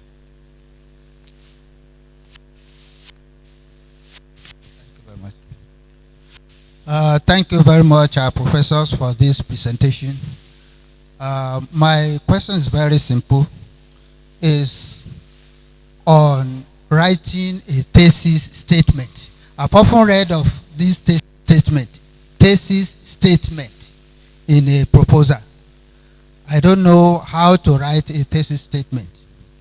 Then, in this collaborative work, if the owners of being the lead investigator falls on one, how can one share the tasks and the responsibilities of writing this research work as the lead investigator? The best way to share the work amongst the members. Thank you. All right, now my task is almost coming to an end. As a moderator, I'll add the mic over to those whose shoes I cannot unlace to address the question. Thank you. Thank you very much for those questions.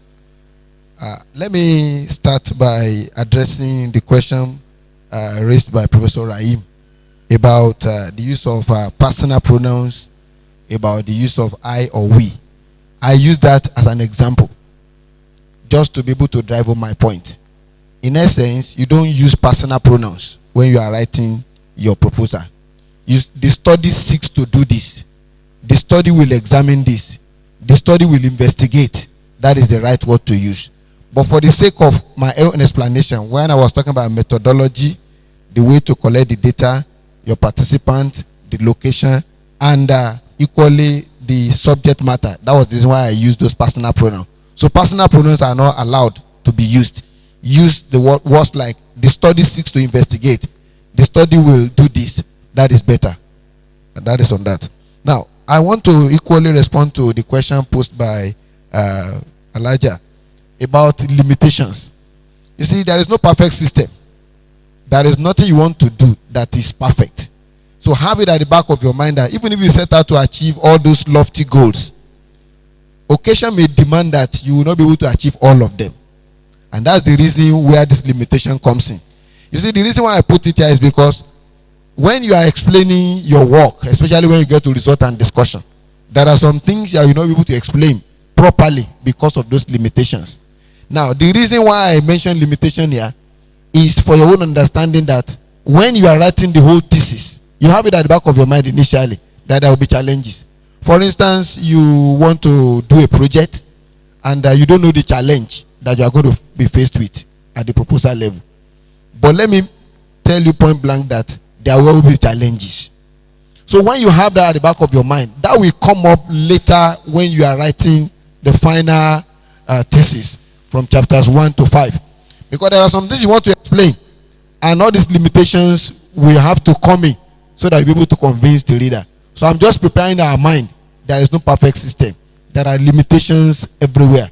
You may want to get some, for instance, let me give you an instance. I want to conduct a study on the effluent from all these multinational, Shell, Chevron, and what have you. And I will need to go there and get samples. The first thing is they will not allow you to go there because they don't know why you are there. Even if you explain that it's purely for research, they will still be skeptical. So those are limitations. I want to see what they are doing. I want to ensure that the effluent they are discharging is not harmful to the public. But these are limitations. Probably I set out to consult 4 organizations. I'm able to get 1. So my discussion will now be based on that one. So have it at the back of your mind that there will be challenges. And that's the reason why I'm bringing it up. But at the proposal level, you don't say that these are the problems that I will face.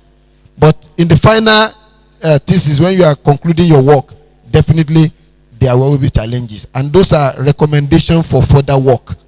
There are challenges. You want to carry out analysis, want to characterize a sample using 5 techniques. You got only 2 techniques. And you are asked, why is it that you got only 2? Why not 5?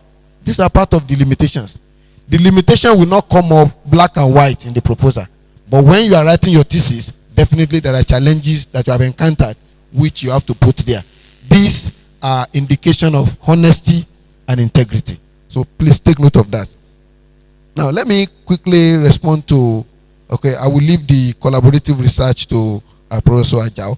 Let me go to plagiarism. You asked the question on plagiarism, and that's a very good question. Okay, somebody has an idea. I want to use the idea. Do I twist the idea? Or how do I do it so that this software will not paint my work red? You see, what you do is, once you write 2 words, 2 or 3 words of a particular author, unchanged, the way they follow. Once you write 2 or 3 words together, the way it is explained in that paper, the software will tell you that, look, this is plagiarism. What you do is, you will rewrite what those things are without losing the scientific meaning. Rewrite those thoughts, those findings, without losing the scientific meaning. I mark that word, without losing the scientific meaning. Then you can now put the name there. With that, it will not say that you are plagiarized. I was running Turnitin. In fact, oftentimes my name was painted. I can't write my name. And that's the reason. The name of the school was painted. The department was painted. And that's the reason why we allow some level. That's less than 20%. But in actual fact, what you do is, if you have an idea, a thought that you want to use to validate your result, what you do is, just look at that particular thing. Rewrite it in such a way that you have not lost the meaning. And you put the name of the person there. With that, the software will pardon you. It won't paint your work. And that will allow you to go. Now, sir, you asked the question about thesis statement. These are just nomenclature. Different institutions, they have different nomenclature. Normally, thesis statement is termed problem statement. The problem you set out to achieve. But because we have different institutions with different nomenclature, some will call it problem statement. Some will call it thesis statement. So thesis statement and problem statement, they are the same thing. It's just a change of nomenclature depending on the institution where the thing is coming from. Before I sit down, I want to say something about funding. And I know my people here will talk about funding.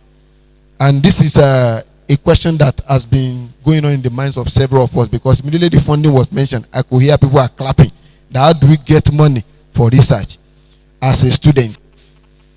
It's an approach that we have to learn how to get it done. You can't do it all alone as a student. You can only get it done in conjunction with your supervisor, who are well known. These people, this funding agency, they don't want to throw their money to somebody they don't know. When he was talking about principal investigator, somebody who has not done research, you are requesting for money. They won't listen to you. They want to see your antecedent. So if you do that in conjunction with your supervisor, that makes it better. But if you want to do it alone, you are not vast in those areas. The funding agency will not throw their money that way. They want to look at your track record, your antecedent, what you have done here, what you have done. And once they see that, they know that if you put this money to you, you will get it. Let me share my experience with you. When my citation was read, I got a grant in 2012, 10,000 US dollars. I wrote the report, I wrote the publication that came to work, and I sent it to them. I applied the following year. It was 2012 I got it. 2013 I wrote the report after the completion of the research. I applied for a renewal. When the response was sent to me, I was told that because of paucity of funds, that my application does not sail through. But there was a clause that the responder put in that mail. Say, however, if you are still interested in this grant, you can fill the attached form. I've been told that I regret to inform you. When Oyinbo say I regret to inform you, everything is negative. When they say I am pleased to inform you, everything is positive. After the regret stuff, they now put at the tail end that however, if you are still interested, you can fill the attached form. And I felt that, look, this is harmless. I'm still interested, so I fill that form. I want to believe that they saw that the work I did is fundable. But because there was no money, they could not fund it. And I reapplied again. When I reapplied, I got more. So what I'm saying in essence is, if you have a good track record, and you are working with somebody who has a good track record as principal investigator, as a supervisor, as somebody who is your mentor, honestly, you will get all these things done under their cover. If you want to do it all alone aside them, they don't know you. Once they put your name in Scopus, they put your name in Google Scholar, they put your name and they can't find anything, they won't throw their money to you. But once they put some people's name there, just lorry load. When they say, this one, they'll be willing to do that. So I want to encourage students that please, when you are given a job to do it well. And I was talking about what will come out of your work, measurable and the qualitative. If you have good papers, publication from your work is a credit to you. And when you apply for such under the cover of your supervisor, you stand the chance of getting such.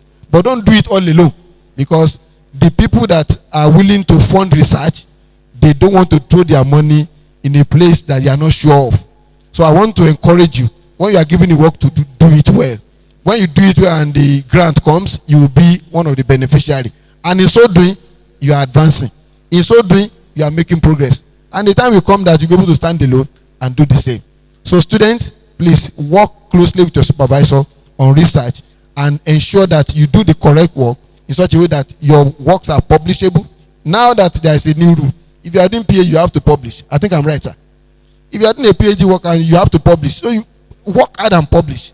What you publish today, you may not say the extent to which it can take you. It can take you far beyond your imagination. So if your supervisor is saying, go and write, you think he's a wicked man. It's not a wicked person. He's trying to help you to learn how to climb the ladder. And if you learn patiently, you will get there someday. Thank you.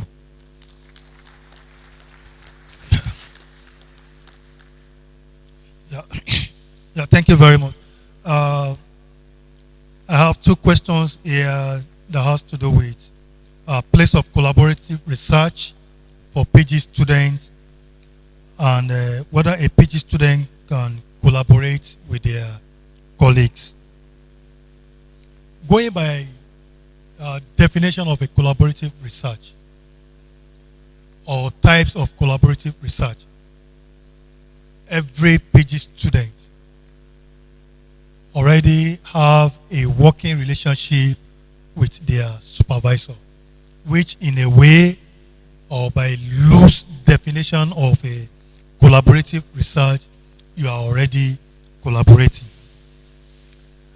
But one thing is very clear, which some of us students are missing. Collaborative research, collaborative relationship.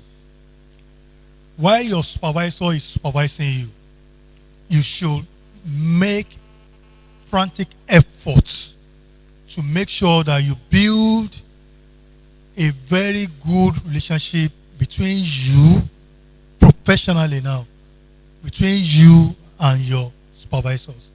So that whenever your supervisor is putting up a grant, a grant proposal, or he was invited for a research work funded by donor agencies, he can start bringing you up gradually, mentoring you over time.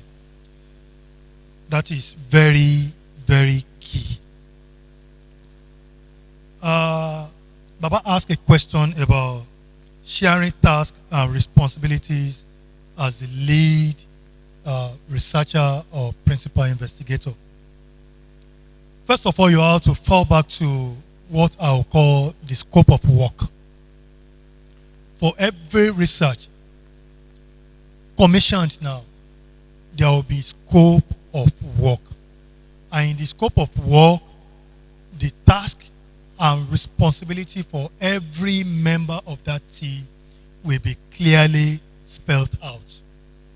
But that does not foreclose you assisting or helping your colleagues, because you have to work together in that's why we call it a collaborative research. The last question has to do with initiating a collaborative research. This is the most difficult part of it. How do you initiate a collaborative research? As a graduate student or as an academic? As a graduate student, you rely a little bit heavily on your supervisors. Your supervisors have colleagues, has a better contact than you, knows who you can contact, who you can write to, seeking for help and assistance. And it has to do with a relationship too. There are times if you just come across a paper while writing your literature review, and this paper so much interests you, you can look at the author, you can look at the email, send him an email, discuss that paper with him.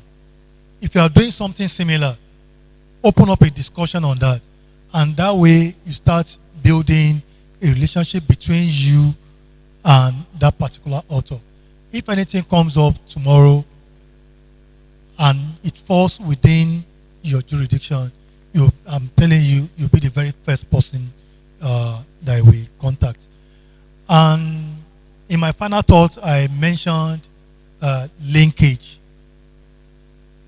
The university should have a functioning research linkage office. The research linkage office will house all the contacts for various disciplines where you as a graduate student, including myself, can walk up to and say, oh, director of linkage research, I need your help. I'm working on this. Can you go through your repository and see if there's someone that I can talk to? And most of the time, because of the bad image that we have as a country, it's always good if a formal request leaves from that linkage office on your behalf. Thank you very much.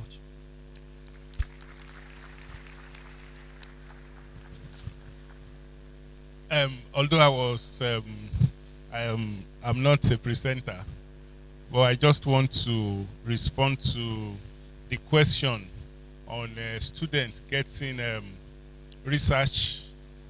Is it research grant now, or you recall that sometimes during the COVID-19 era, the postgraduate school organized a workshop. And that webinar, that webinar then was purely on how to get research grant for students. I mentioned it at the beginning And we had a speaker from the United States Embassy that talked so much on Fulbright. And then we also have a speaker from the German Embassy that talks so much on DAD. Now, one of the things that we are going to do, the beautiful thing about that workshop is because since it is webinar, somehow I stumbled on it not too long while we were preparing for this, and I was very excited that the video is still there.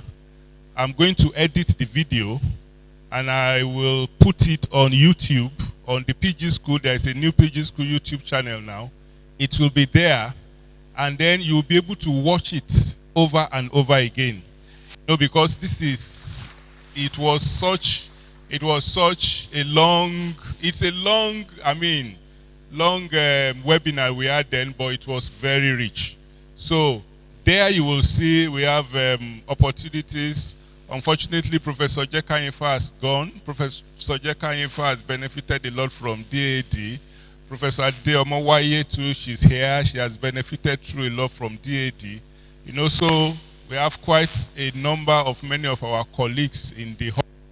You know, DAD is a German-funded scholarship for students. It's for students, okay?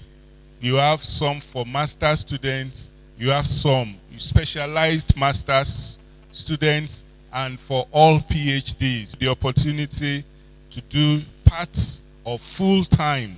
But most of the time, since you are a tech student, you will be interested in doing part of your work abroad.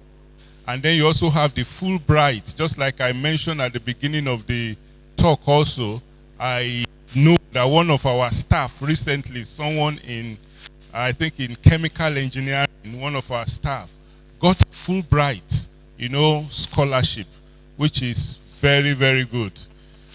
Professor Latif Agbaje also is a strong scholar, you know, that can give insight. But I think one of the things we have to do is what Professor Ajao said. You know, we have so many scholars in this place that have a lot of information, so many of them, but everybody is having the information in his hand. And you don't know. Nobody knows.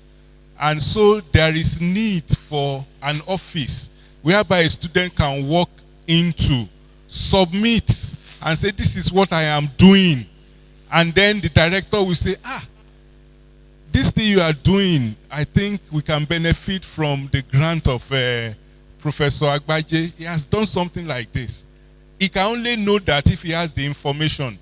Okay, and that is what you find in top schools. And I believe Lautech is moving towards that. So I think Saturday I'm going to make the video available, and I'm sure at the end of the video, you will see a lot of opportunity. And since it is also the major thing, so many of our scholars here will have to look for an opportunity to make this opportunity available so that you can have opportunity for grants. And just like everybody has said, you know, you cannot do as a student, you cannot do anything outside of your supervisor.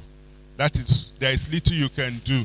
Okay, the other time Professor Ajao said, okay, you can find, maybe you see a name and you write the name. Even in writing that name, you have to let your supervisor know, because there could be a conflict between the person you are writing and your supervisor, and the moment you write that person and that person says, yes, I like your work, this is good, that could be the end of your PhD, because you are already collaborating with your supervisor's enemy. So that could just end your study. Say, go, you can go, feel free. And then you just see that you are spending 20 years on the same spots. Okay, so your supervisor is very, very important. Very, very important. And so you have of this. So I'm sure there's going to be a lot of opportunities for many students, because I know that is what you want. And you have to get very close to your internet, and I'm sure the mighty guys are hearing now and they will put pressure on the management to make sure we have a strong linkage office whereby you can walk in, submit your request, and they will be the one that will help you, you know, and they will call you that we have been able to get a grant for you, go and apply for this, and we wish you all the best. So thank you very much.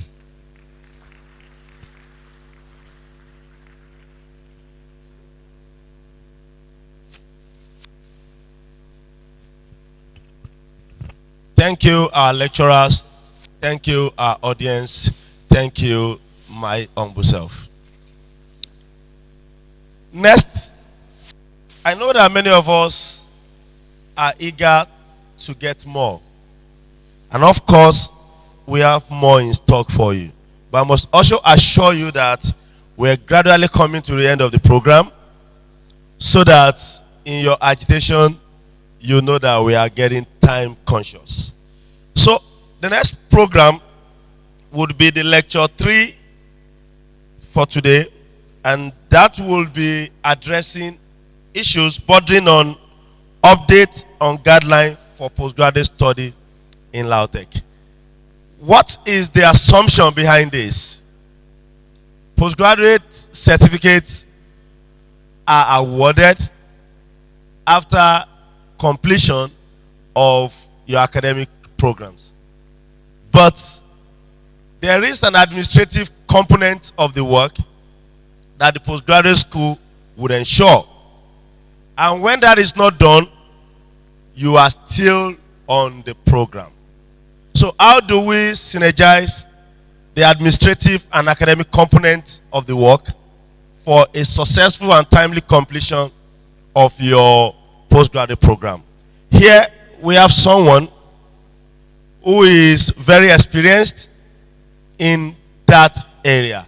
Now you've got some tips of the iceberg from our host, the Dean of Postgraduate School himself, Professor Dio Ojurongbe. We will now officially invite him to anchor the next lecture that will educate us on the essential guidelines for postgraduate study from his wealth of experience and his cerebral orientation to leadership. Thank you.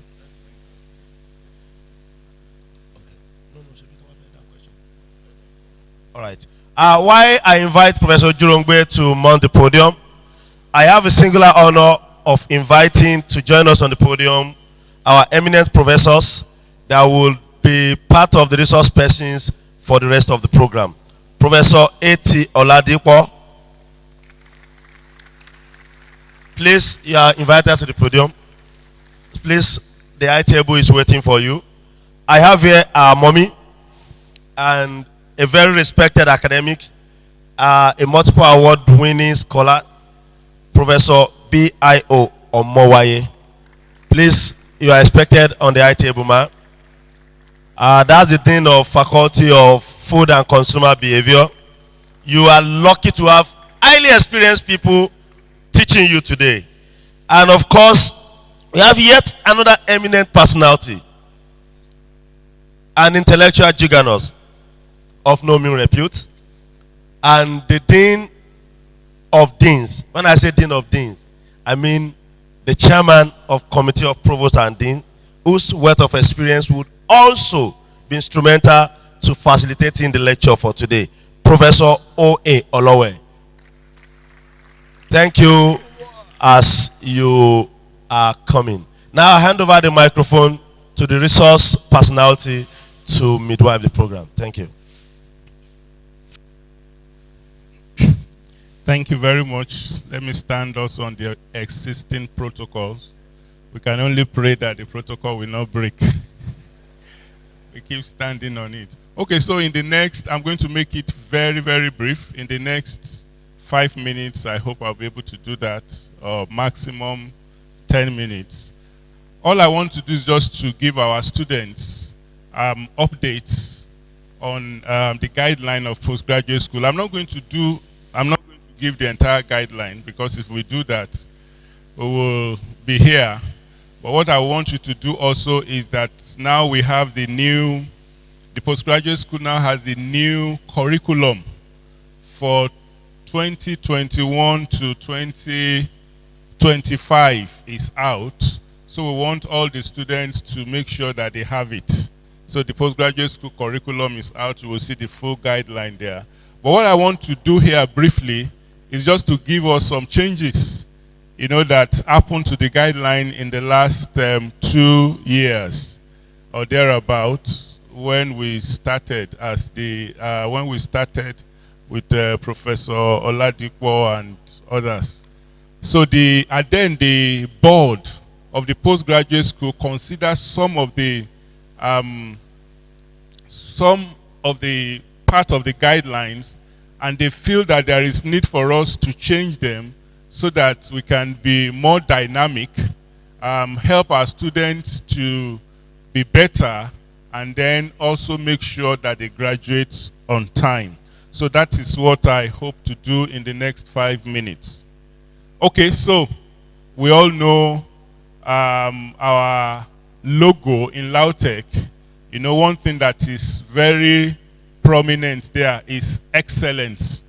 Okay, it's very important that we produce excellent postgraduate students, and that is what we are aiming at. So the PG school is aiming at, producing excellent postgraduate students. Okay, and that is what actually informed the minor changes that were made to the postgraduate school guideline. Okay, so this is what the postgraduate school looks like for many of our students that are not familiar. I know we have so many students that don't even know, they just know that they are going through LAUTECH, and there is one postgraduate school. Maybe the only thing they know about the postgraduate school is that the postgraduate school is always collecting money from them. Okay? But the truth is that it's the university that is collecting the money from you. Okay, so this is the organogram of the postgraduate school. You have the dean, you have the deputy registrar, you also have the deputy dean, and all these people function effectively to make sure that the school is run. Okay, on this side, you have the accounting section of the postgraduate school where you have the deputy bursar, you have the accountant, and then you have the internal auditors. Okay, and then you also have a whole lot of secretariat personnel in the postgraduate school. But I can assure you that if all the people sitting here, if they are working in the postgraduate school, it still means that we don't have enough staff because of the enormous work that is going on daily at the postgraduate school. Okay, so one of the things that informed the updates of the guideline is that we realized that most of our students, they graduate haphazardly. Okay?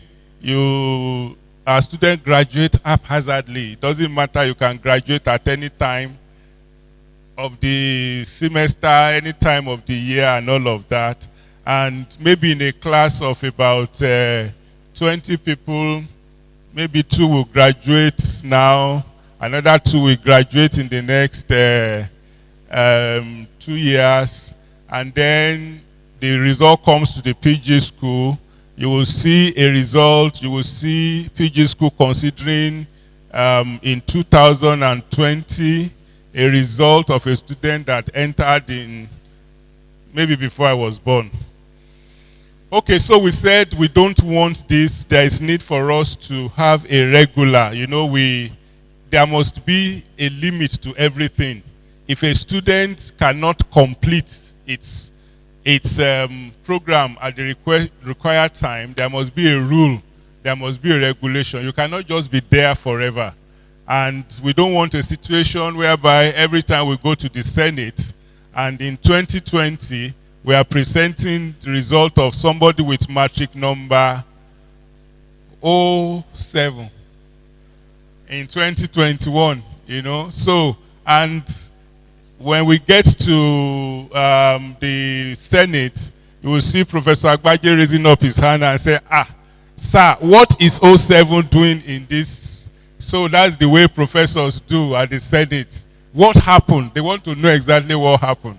So we don't want to be explaining every time. So a uniform residency is now in place for all programs. So for PGD, for example, you have to complete your studies in one academic session. That is in 2 semesters. Okay, so I put here that there are exceptions for people that are doing professional PGDs. And we know those ones at the PG school. Example are those in URP, for example. So you have people that do professional PGDs. Their PGDs are regulated by their professional bodies and all of that. So outside that, for all academic, that is not regulated, it has to end in one session, okay, of 2 semesters. Okay, so we also have the same thing for master's program. All master's program must end between 18 and 24 months. Okay, so your master's program should either be 3 semesters or 4 semesters, depending on your department. Now, we know that there could be problems. There could be errors, or there could be some reasons why students cannot finish in 24 months. Okay? This has been taken into consideration, but if such reason arises, it is not just automatic. Okay? You have to apply to the postgraduate school board and let them know through your department, the dean, and they will let us know that this following student could not complete, or this student had this problem, and the board had the power to give the students another session to complete. And after that session, we don't want to have another problem again. So if there is another problem after that session, we'll just encourage the student to go and start afresh. So that means you have to sit up. Your lecturers are ready. You must be ready. I've heard of lecturer telling me that, I've called this student. I called, and the student is not coming. I said, don't worry. The students will have to go and obtain another form. Okay, so it's very important. So a uniform residency is expected. So all of this has to be in place.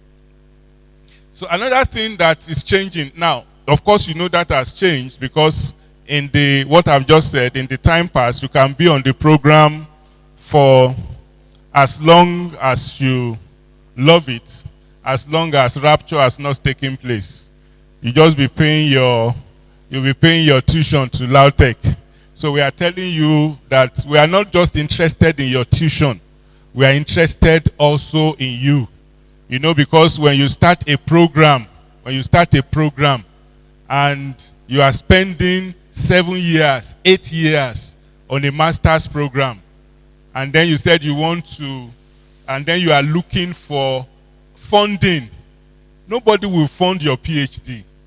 There is no funding body that will fund a PhD of a master's of 7, 8 years. Something is wrong. They will just know that something is wrong, and they will naturally believe that it is you, that you are not serious. So how can we fund you? So just note that this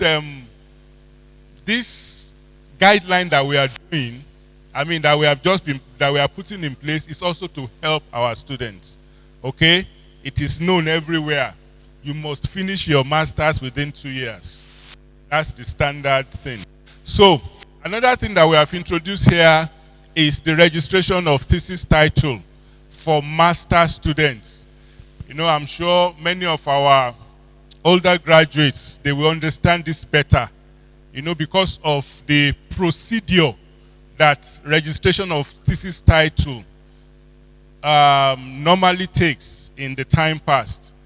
It has to go to the board of the PG school, and most of the time the board only sits once in a month. Yeah, that is if everything works under normal condition.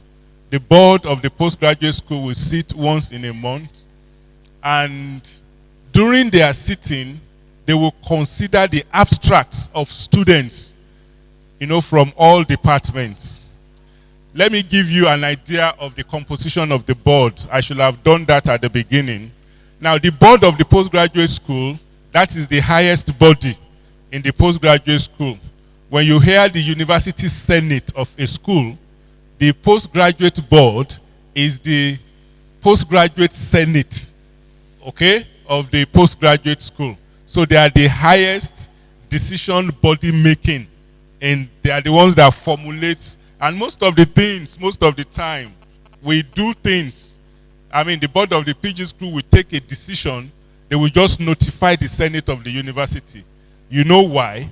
Because the board of the PG school is made up of all the deans of faculties. All the deans of faculties and a representative from every faculty.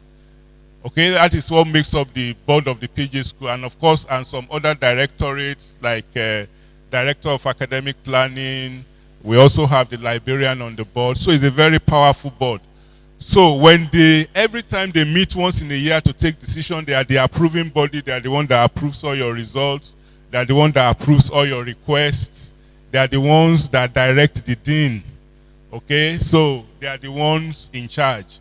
So when they sit, in the past, they sit once like that, take all the abstracts. So you can imagine, let's assume that, which in most cases could be, you know, let's say half of the students in this hall, that you are master students, and even PhD, and you send your abstracts to the board, and the board meets only once in a month. So when the board meets, of course, it's not only the abstract they are going to consider.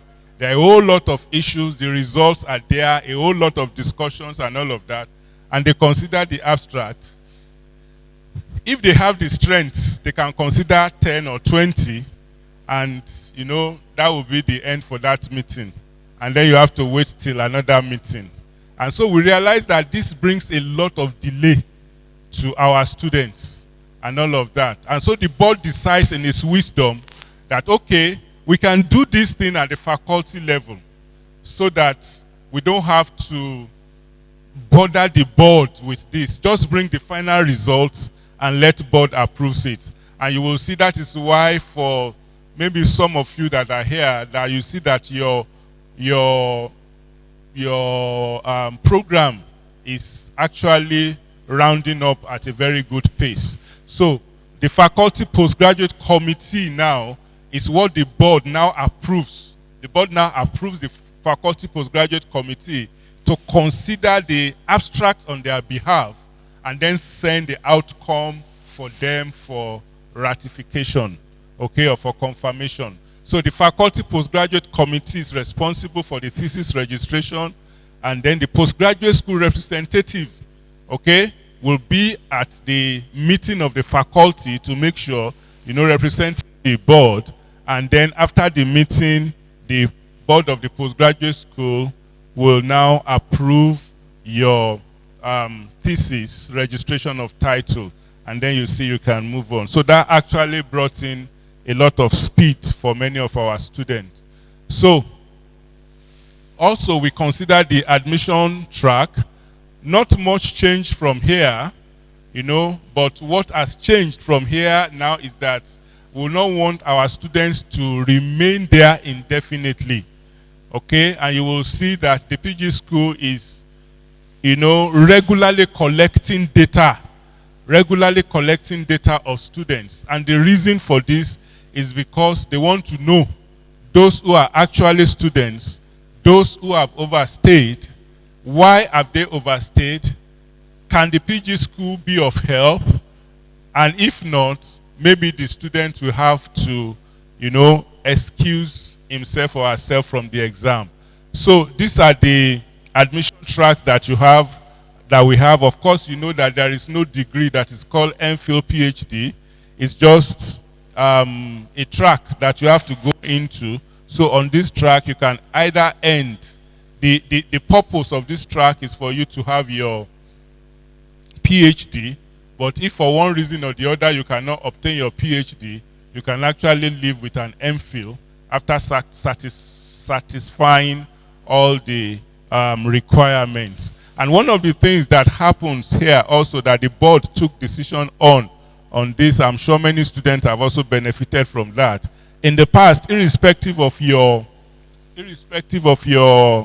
grade from another school, we are going to admit you as MPhil PhD students.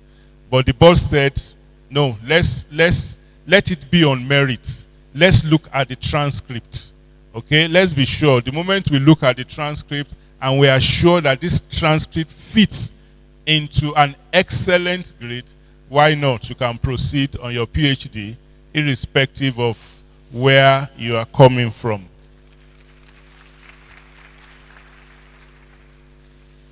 Okay, so one of the things that is also introduced, that has been introduced now, or I will not say introduced, but that is now being enforced by the PG school now, is that a student, if you are admitted as a PhD student, within the first 6 months of your admission, and not later than end of first year, you must present your pre-data, or what we call the proposal.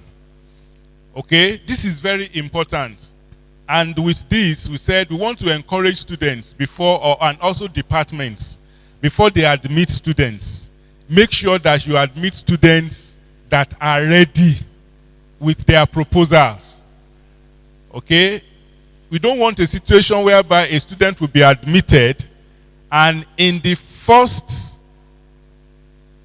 3 years of admission, note that the minimum time for full-time PhD is 3 years. In the first 3 years, the student has not been able to write a proposal. And I'm sure we have so many students like that. So, and if you don't have a proposal, what do you want to do? So that's why the PG school said 6 months and not later than the first session, you must present your pre-data. Yes, we know also that there are some departments that will use the first year for their PhD students to edit some courses. And they said the student must pass the course before he can proceed on to start research work. Okay? So, for such, we have a list of departments that do audit courses.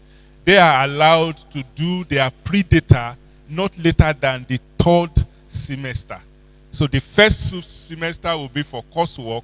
By 3rd semester, you must do your pre-data. And if the pre-data is not done by the 3rd semester, you're already running foul of postgraduate school guideline. And just like it's normally said, the PG school is watching you. You will just see a letter in your box.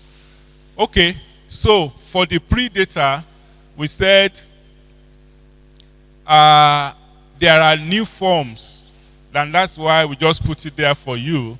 You have the postgraduate research proposal, which has been extensively dealt with by Professor Bello.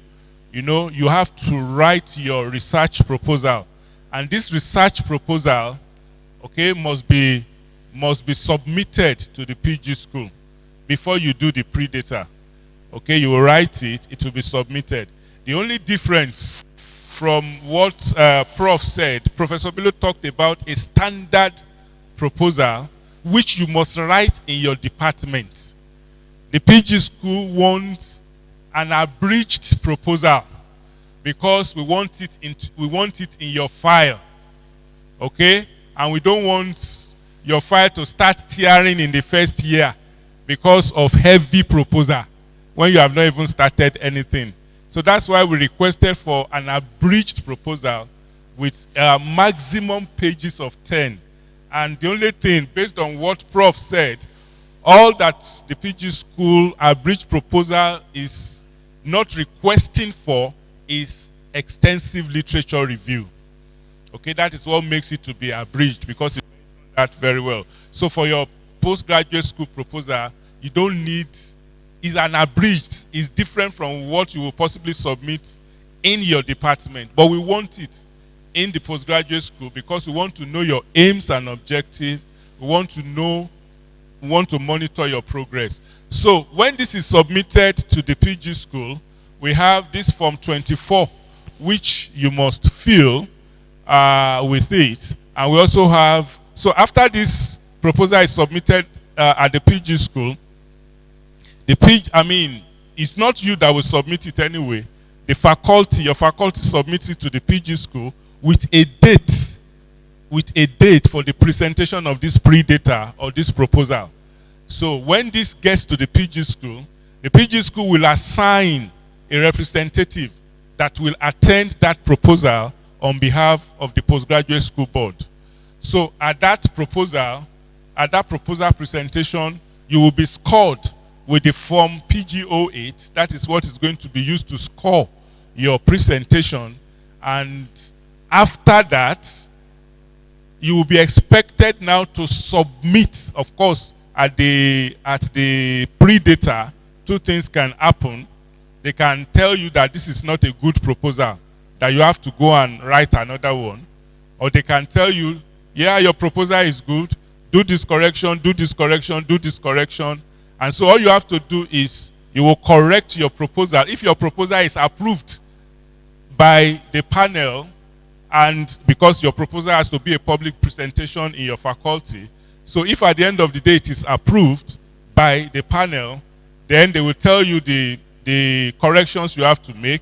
You will make those corrections and your proposal will be submitted to the PG school, and a copy, just one copy, and a copy of that will be placed in your file for future reference. And you know what that means? That is very important, because it means that you cannot wake up tomorrow and say, I don't even like this topic again. I don't want to do this topic again, Jare. It's not in vogue. I want to start another one. Okay? So that is what it means. So if you are going to start another one, you will have to write and tell the PG school, and then they will look at your time frame because you are going to do a new proposal. So we have seen a situation whereby a student will start with malaria research, and it will end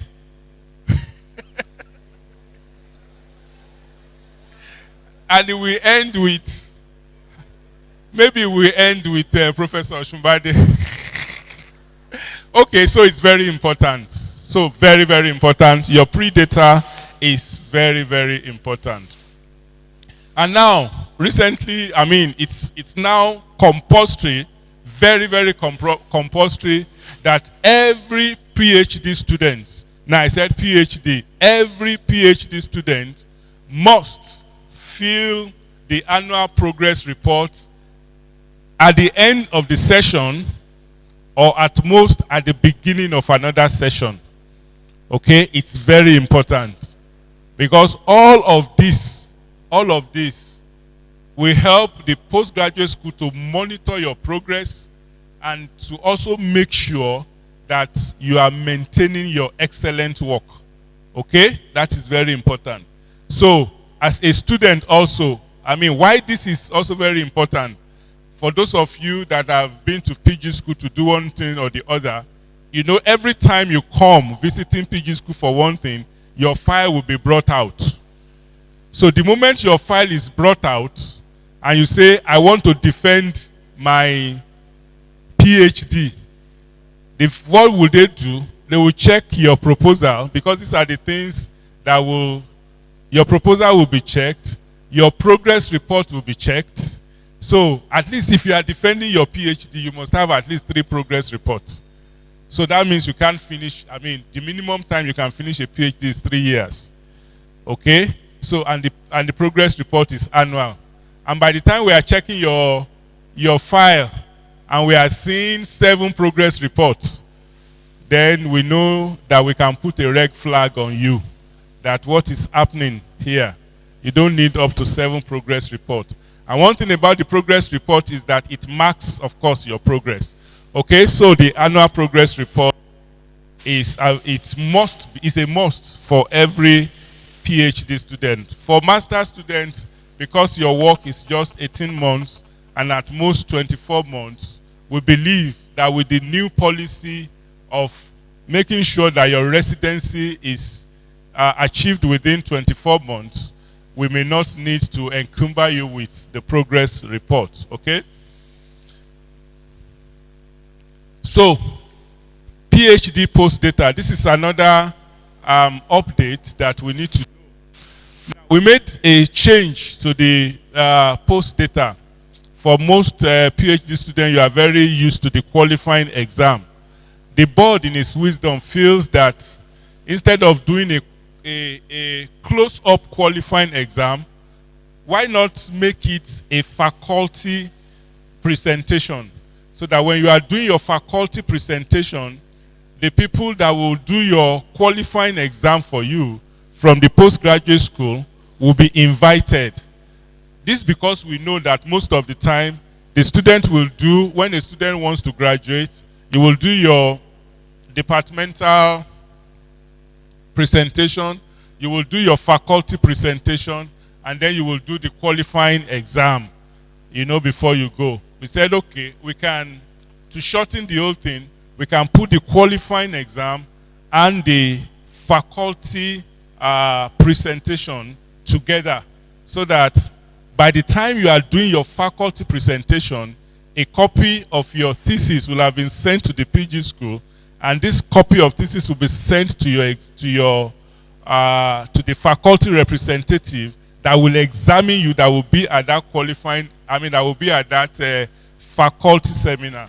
So you have your departmental seminar, you have your faculty seminar. So the faculty will invite the PG school to the faculty seminar with a copy of your thesis. So by the time you are doing your faculty seminar, you must be very close to defending. Okay, so as from this session, that is 2021, we are putting an end to qualifying exam, and then we'll expect the departments the faculty to invite the postgraduate school to your final exam. And one other thing that is very important now, one of our lecturers too have said it, I'm sure you have heard also, that it is now compulsory for all postgraduate students to publish 2 good articles, okay, before graduating. Okay, very important that 2 journal articles. Now, we discussed about the quality of this journal article. It's very simple. The postgraduate school board will only accept 2 types of article. Number 1, articles that are available, journals that are available in Scopus. That is 1. Number 2, journals that are institutional based. Okay? So journals that are, Scopus is big, is massive, you can even, I'm sure all the institutional based journals now, all of them will move to Scopus. So we'll allow journals in Scopus that are indexed in Scopus, or journals that are institutional based. I see that Professor Ryan was very happy that, what is going to happen to our journal now? Okay, so it's very important. Institutional based journals are fantastic, so we have to promote that, and we know they are very good source. So one other thing, caveat that is put into this is that number 1, because of residency period, we said also that the PG school is going to be strict by residency period, and maybe you are already running foul of your residency period and you are waiting for your journal, for your article to be published in a journal. So the PG board said, we will accept 1 published article and evidence of submission of the 2nd article. Okay? So one article must be accepted, it's a must, and the other must have been submitted. So you will give us the confirmation of submission that this article has been submitted and is currently being reviewed. Well, you have escaped. If at the end of the day the journal rejects it, at least you have escaped from PG school. Okay? But it's important that that one must be published and the other. But just like everybody said, I mean, I've said here, our speakers, when you publish, for most professors now, I don't know, maybe if Professor Oladipo's student now, if you think you are publishing him, you are wasting your time. He doesn't need your publication. Okay? If he's pushing you to publish, it's because he wants to help you. If you like, don't publish for him. If you like, don't think you are helping him by publishing. He doesn't need your publication again. He has publication is actually you. Okay? And you will notice that most of your lecturers, when you publish, you know, they will put your name as the first author, possibly put their own name as the last author, you know, to help you. Okay, so I think I have come to the end. I'm sure I've not spent up to 5 minutes. Thank you for listening.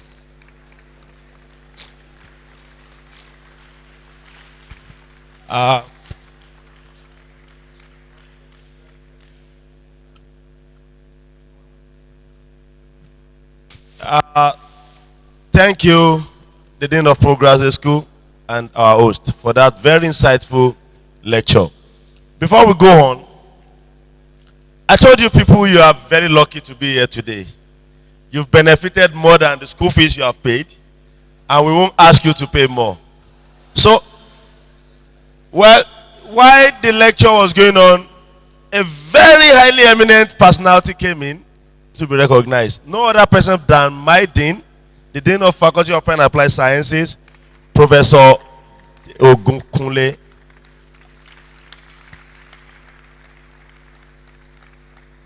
Well, for those of you who do not know, of course, the faculty is the most important faculty in the university. You can argue with your microphone.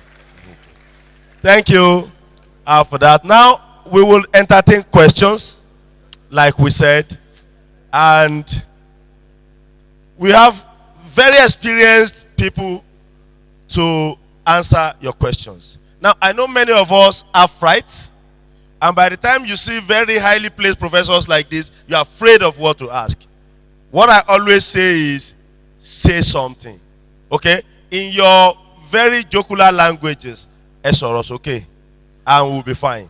Alright, so I'll start by recognizing, because the world is a world where the women rule, even though we say it's the men's world, I know that it is ruled by women. How do I know? Language tells me.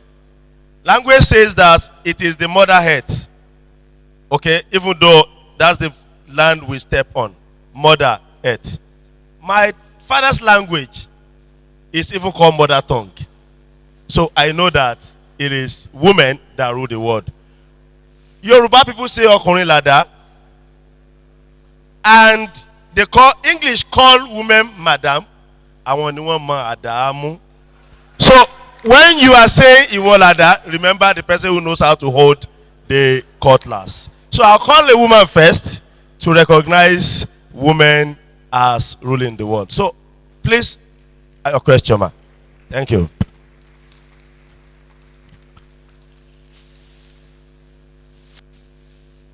Thank you very much. Good afternoon, everybody. Still standing on all the existing protocols. I wouldn't have asked any question because all has been well understood.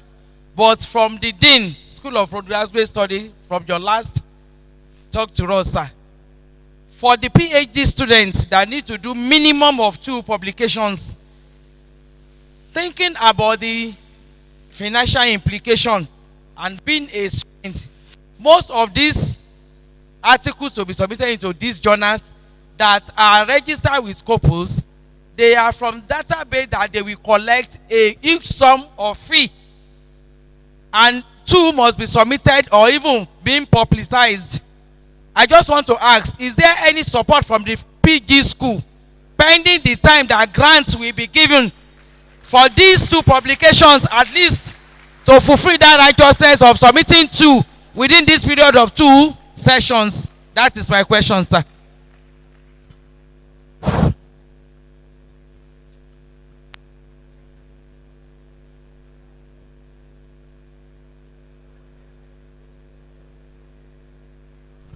All right.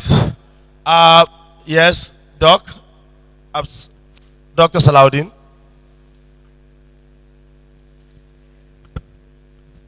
Thank you very much. Let me call it Mr. Postgraduate School. Actually, there is one aspect of the new aspect of postgraduate school that really interested me so much, and that is the area of progress report. This is something we've been clamoring for over the years within the cocoon of our own faculty that has not really seen the light of the day. Some people may not really understand the importance of this progress report. The student may not appreciate it because it seems as if everything is directed to them. But progress reports will benchmark both students and the supervisor.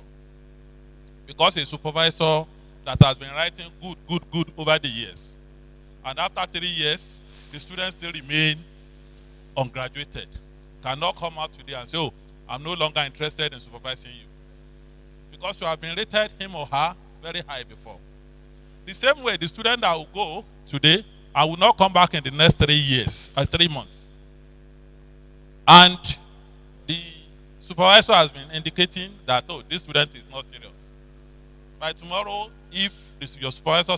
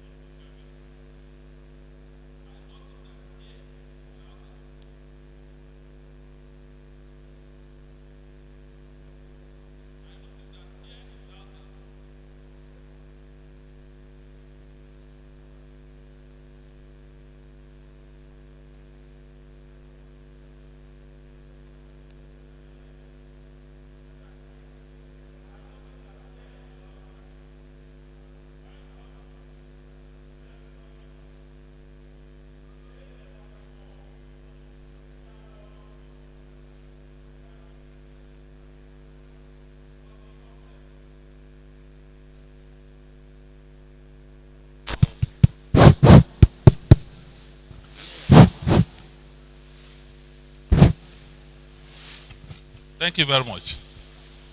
I noticed that here in Lautech, we laid more emphasis on 1 or 2 supervisors.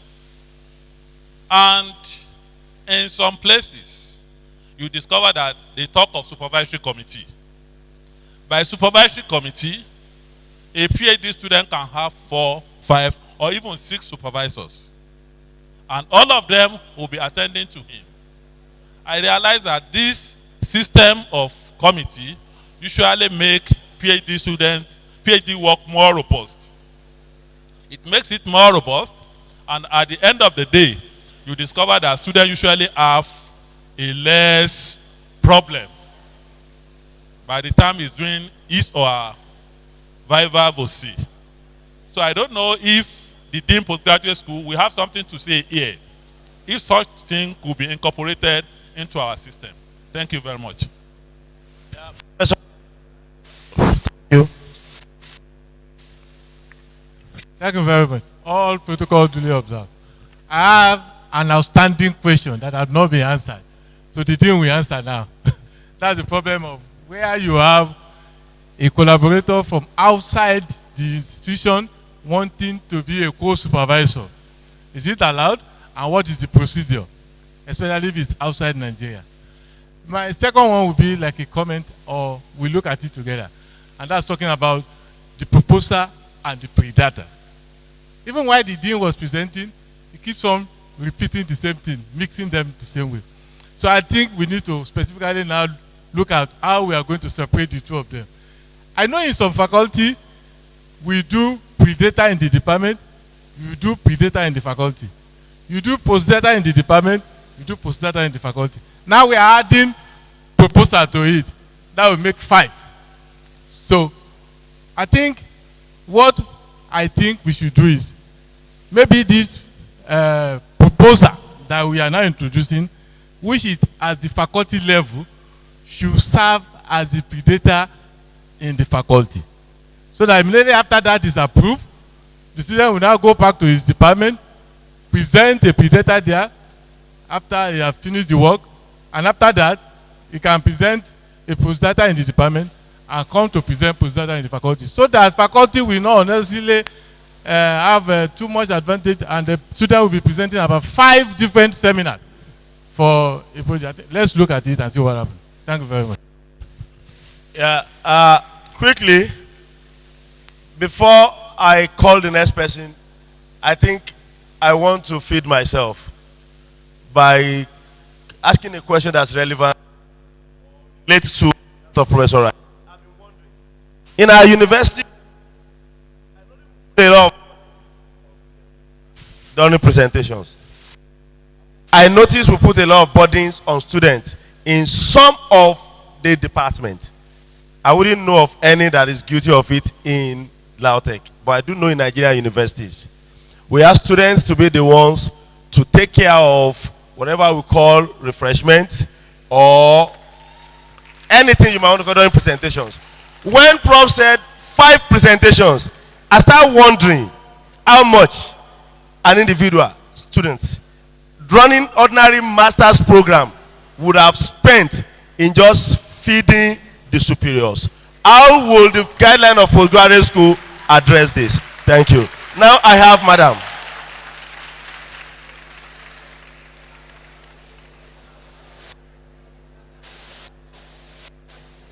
Thank you very much, sir. Standing on existing protocols, my name is Temitope Olaniyi. My question is on the qualifying examinations. For students that were admitted before 2019-2020 sessions, after presenting our post-data seminar at the faculty, are we still going to do qualifying examinations? Why I'm asking this is because in the faculty post-data presentations, we can have students admitted before 2019-2020 sessions and students admitted during 2019-2020 session doing presentation on the same day, of which for those admitted in 2019-2020 session, we can have the qualifying examiners at the faculty presentation. Can that also be applicable to students admitted before 2019-2020 sessions? Thank you, sir. Thank you. Thank you, sir. I also want to stand on the existing protocols, and I wish to make a form of request, which is on the issue of plagiarism. Sir, the Dean of the PG School, is it possible for the PG School to assist both lecturers, the supervisors, and students in getting access to plagiarism software, such as Turnitin, like the one Professor Bello mentioned during his lecture? I discovered we have different types, but that Turnitin, it's more sensitive. I've had the privilege of sending out a manuscript before. The one that was assessed as having 15% was turned down because they said it was highly plagiarized. So is it possible to actually get access to having this Turnitin software? Thank you. You're welcome. All right. Good afternoon. Permit me to stand on the existing protocol. My question is the issue of publishing 2 articles. In the process of publishing articles, the candidate or the student will use the report and the write-up of his or her PhD thesis. And it is expected that the candidate publish 2 reports or 2 articles from that same thesis. And along the line, the student will undergo plagiarism test at the postgraduate school also. So my question now is that, what will be the clarification between the article published, the article will be hosted by the site, won't it affect the result obtained by PG school? No, the PG school is that the result must be less than 25%. That's my question. Yes, madam. You can come back.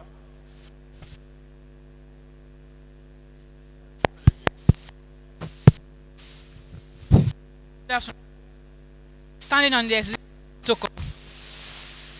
In addition to what I saw Oshuba earlier on, my question is, at our departmental level, before we are given, after our admission, we were mandated to pay a sum of 100,000, which is a exam fee. Then still, when we want to write our external exam, we will still be paying for the external examiner. Are we supposed to be still paying? Are we supposed to pay for external examiners, maybe for their transportation, their hotel? Because in my department recently, those that did the examination, they pay for the hotel of the external examiner. They fed the external examiner. They transported the external examiner. Are this normal? I want to ask. We pay for exams. We have just few more minutes to entertain questions because we would want our resource persons to entertain answers to the questions. Now I will entertain just 2 more questions. Yes, I have one, and I will appreciate the other person to be a female, for more emotive questions. Thank you. Thank you, sir. Standing on the existing protocols, I want to appreciate the Dean of Postgraduate School and the board to appreciate these improvements, of course, in the new guidelines. But then my first question would be that what would be the fate of those of us who have been in the old structure, so to speak? Of course, personally, for me, I'm handing off my master's. And then what would be the fate of those of us in the previous structures and somehow that have been affected by the COVID-19? And of course, we needed to slip into the new academic session. Are we going to be paying fees for the new academic sessions? And that's the first one. And secondly, I want to ask about exchange in doing a PhD. A shared PhD, like having a part of it in Nigeria, maybe the research work, or having the research work abroad, and then completing the thesis right here. And thirdly, I just want to appreciate the leadership for the new thing about the PhD. Of course, some of us are encouraged. Most people, when they ask us, where are you doing your master's? And you say LAUTECH, they say, what are you doing there? But of course, we are encouraged. It means some of us can come back to do our PhD. Thank you very much, sir. All right. I wouldn't appreciate this rowdiness we are beginning to experience. Maybe we should stop the refreshment if we keep distracting the hall. So people don't want it to be stopped. All right. The last person, please come out, ask your question, and let's get answers to all the questions.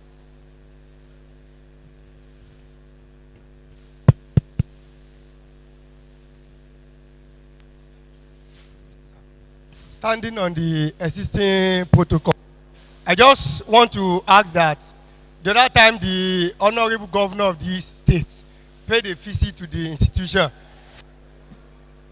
made a kind of declaration that student tuition fees should be slashed down by 25%. I want to ask if that will also reflect in the tuition fee of the postgraduate student. Thank you, sir. All right. Now you get responses to all your questions. I repeat, all. I have confidence in my superiors who will do justice to that. Thank you.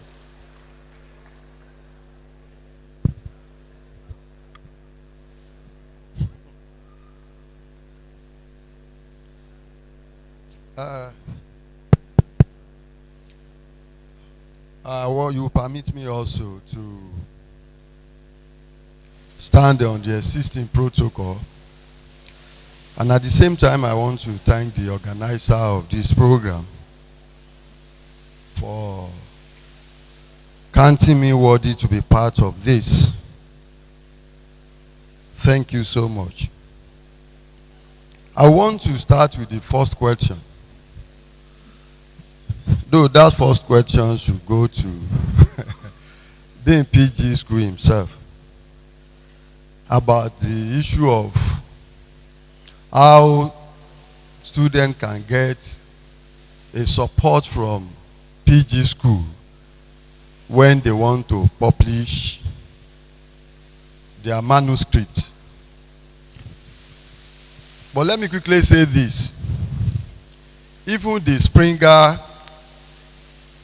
the SFR, and the rest, some of them, what they do at times, they can allow you not to pay, but they withhold the copyright for you. They will give you a copy that you can use yourself, that you can give to friends who ask behind the scene. But you don't have any right to go and display it on any data like Google, like ResearchGate and something. You can only display the abstract there.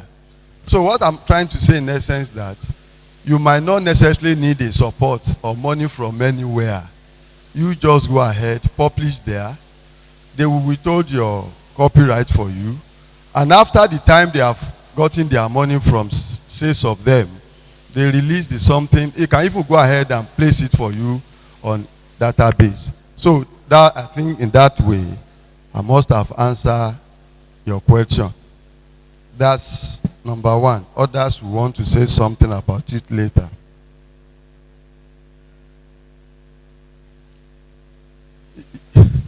Yes, this next one is the issue of multiple supervisors.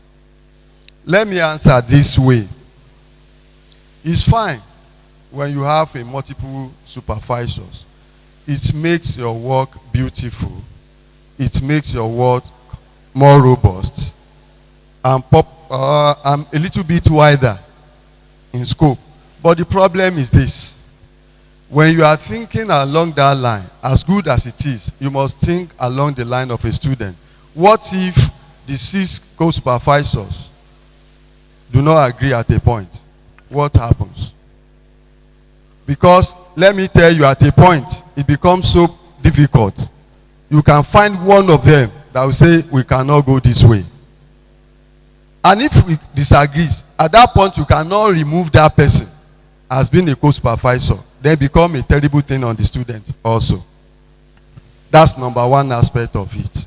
Number two is, look at the policy of this institution. Even if you are 4 or 5, they will only remunerate just one. Who pays for the labor of the rest of them? That is where the problem lies. Who pays for that person when they just pay for one? That's what the policy says now. And except we want to deceive ourselves here in Lautech, that's only what is operational and operatable for now.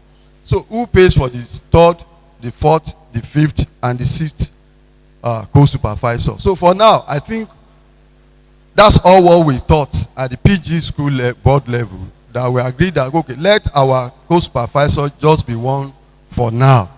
And it will be easier for the supervisor and the co-supervisor to agree easily on whatever the student is presenting. And the body of time will not be placed on the student unnecessarily. I think I've said a little about that also. Yes, collaborator outside our institution. Yes, I think it's something that is beautiful also.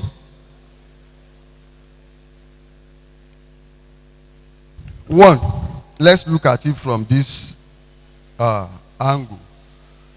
For example, some of us that are seated here, at least I know some of professors that I know here, even the chairman, Professor Bello, Professor Agbaje, we are all here. We have some people that we work with from outside there. After your student has done some few things, you look at it, maybe you send it online, and all those things. But there should be an agreement of what and what and what will be the demand of the person you want to involve, even before you initiate it, so that you don't run too far of what you have agreed from the beginning. If you know what the demand of such an individual is, is what can be contained in the policy of our system, then you go ahead. It's just a matter of writing a letter to the PG school that this so person from outside will be this. But during the period of every FIFA, are you going to be doing, because as a contributor, as a collaborator, you might want to witness when the student is doing one presentation or the other to see how effective of what those things are suggested are embedded in whatever you are doing. So all those aspects, the supervisor that we need, the co-supervisors must look into before you agree into taking such a person into do such a work for the system.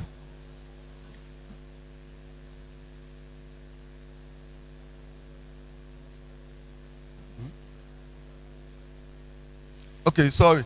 I'm sorry, I don't have my glasses. That's why it's becoming a little bit difficult for me to see what I've written. So, the issue of proposal that have been mentioned here, initially what led us to this place, like recently I was explaining in my own faculty too, you see, at the PhD level, it's not too good for, or do I say too good? It's not too healthy for our system when a student that wanted to do a PhD now apply. And when the form now being pushed to the department, they now say, Talofe Mele. Talofe Mele. That's a stupid thing that happens to a system. And that what led some of us to think that, okay, fine. PG school, go and upgrade your website.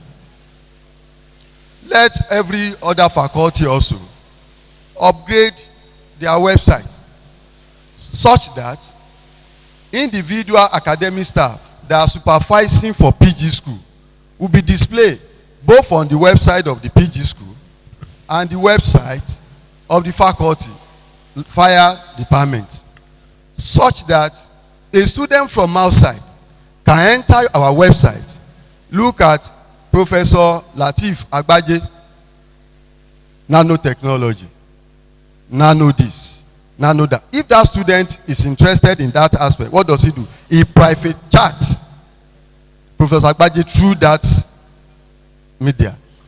And Professor Agbaje will now begin to chat with that fellow. What exactly do you want to do? Give me a skeletal proposal of what you have in mind.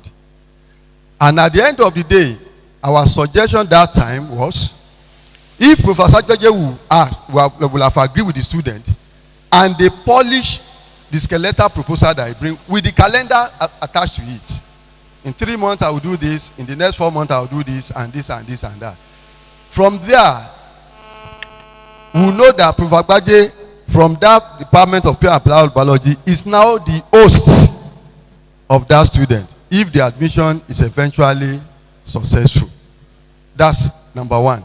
So when that student is now, that's what we said that time, but I don't know why doesn't want to go to that detail.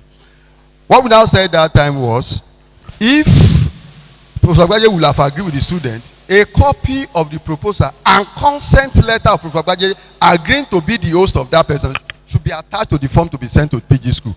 So when they are pushing the form back to PG school, I mean when this form and the form is being pushed back to department, the department will know the host straightforward. So it's not the matter of who is going to take this.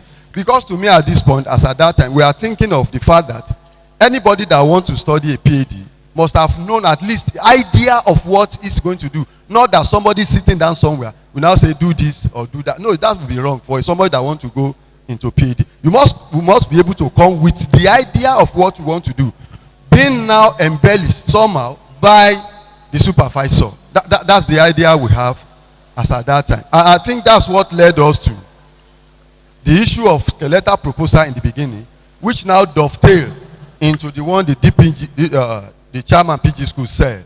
That's what we call the abridged one. The comprehensive will be at the faculty to be defended in the faculty. But the abridged one, which is just a small paper of about 10 pages, will be extracted by that board to the PG school for filing. So that the PG school will not just be something. I think when others are talking about that, they'll be able to say, but that's the beginning, the genesis of that. So what we are now saying is, the first 1 year, take for example, in some department that all of us know, in this university, you can see a student roaming about the street in the next 4 years, doing nothing. Even those one doing masters, they wouldn't have attended any even of their lectures. Lecturers will not go there. That's why the issue of this form is both on the lecturers and the students themselves. So the pre-data, the proposal we are talking about now that's going to be presented in faculty will now be what will be referred to a more or less like a comprehensive literature review and some other direction to which methodology and some of the things that will have a complete outlook of a project. Thank you.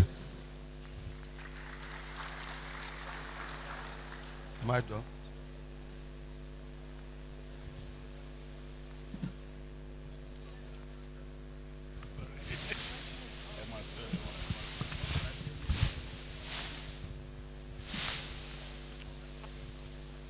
Good afternoon, everyone.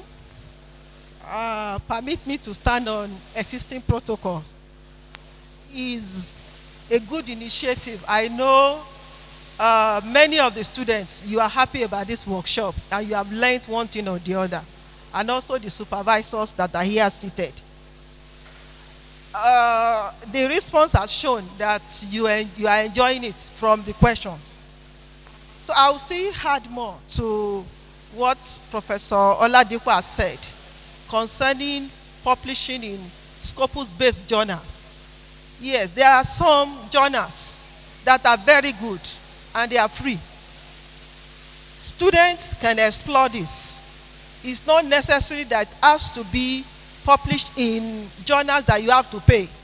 You have good journals that you don't have to pay anything. All you have to do is, if what you have, the content is good, and it follows the format, then you can send it to such journals. Then, regarding multiple supervisors, is very good, because that is a trend now, that we should do multidisciplinary research. But in addition to what he has said, it's easier, this one having 6 supervisors, 5 supervisors, is easier where there are facilities, readily available facilities. And also, what happens is many of these supervisors or many of these researchers outside the country, you will discover that they have facilities for specific things. It's not wide, just like we do here. We do a lot of things here. For instance, it's broad instead of in-depth. But there, for instance, you can have the one man that I worked with sometimes. What is after is only antioxidants. Imagine that, antioxidants. So when you are talking of antioxidant, an expert in antioxidant, you cannot overlook that kind of a person. So that kind of a person will be very useful in that supervisory team.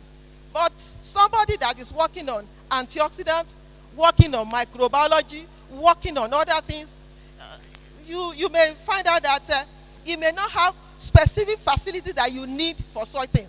And that's why limiting it, just like he said, to one co-supervisor or at most 2 now may be good for us in LAUTECH. Then, regarding fees for external examinations, yes. In fact, the PG board discussed this at length, and PG board frowns at this, that students haven't paid examination fees will still be asked at the departmental level to pay. But the problem is this: it's not the fault of the department at times. Why I'm not saying we should exploit students, but money are not made available to PG school to pay at the point of examination. Then the department also, they are limited in the money they can charge students. They don't have the money. But PG school is now saying, look, if you will charge at all, it should be minimal. And PG School is doing everything possible to be sure that funds are available to be paid to supervise, to assessors from outside and even within. So, and that one, the moment it materializes, it will solve a lot of this problem. So it's not the wish of LAUTECH to be overburdening students with multiple payments. Then the reduction in fees that the owner of the university, the state governor, he announced it. But it's the university that will now, the university has the final say whether it will affect both the undergraduate and the postgraduate. So, thank you. Thank you, ma'am.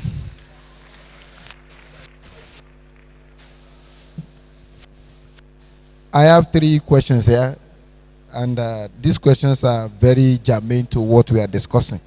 Let me read it, and I will provide some answers. Sir, when is the appropriate time to allocate PhD students to supervisors? Because some departments used to mandate PhD students to do coursework and only allocate supervisors after the end of the 1-year coursework. What is the standard, and what is the PG school doing to correct this? I want to say that this question is strictly a departmental affair. But the department are always encouraged that when they are returning their funds back to PG school, they will have recommended a supervisor. So it's at the department that this is done. But the PG school always encourage the department that when they are sending their recommendation to the PG school, it should be sent alongside the supervisor. So this is strictly a departmental affair, and they have been encouraged by the PG school to do that right from inception. The second question, sir, it has been observed that most departments have more than needed students admitted, thereby overstretching their human resources and ability to see PG students through within the stipulated time. What is the PG school doing to regulate PG student intake into this department? This is strictly, let me answer it in 2 ways. One, this is a management affair, and at the same time, a departmental affair. Let me bring out an illustration from my department. There was a year we refused to admit PG students because we have backlog of students. For that year, I think 2016, 2017, we did not admit any student. We want to make sure that the backlog of students, they graduated. I think that is strictly a departmental affair. But by and large, since this is an open forum, I think the management can look into this. If some departments are understaffed, I think a communique should be sent to the management to look into how more staff will be recruited to that department so that they can take care of our postgraduate studies. The third one here, sir, I want the PG school to carry out a survey, perhaps through questionnaire approach, on the challenges PG students are facing on their programs, with a view of finding solution through proper planning to the problem. I discussed it with the Dean PG school just on this table, and I feel this is a good one. We need a feedback too. As we are telling you what the board is doing, telling you what you are expected to do, we need a feedback from you. I think this will be done. And once this is done, let us fill the questionnaire sincerely. This will guide in planning. Thank you very much. Lastly, before I sit down, I want to talk on the plagiarism that a question was asked on that. There are 2 questions. One, how do you have access to that software? And secondly, somebody raised a question that we are asked to publish 2 articles. If you have published an article from your work and you do plagiarism on that work, won't there be an overlap or a similarity in that work vis-a-vis your thesis? The first one, the plagiarism software.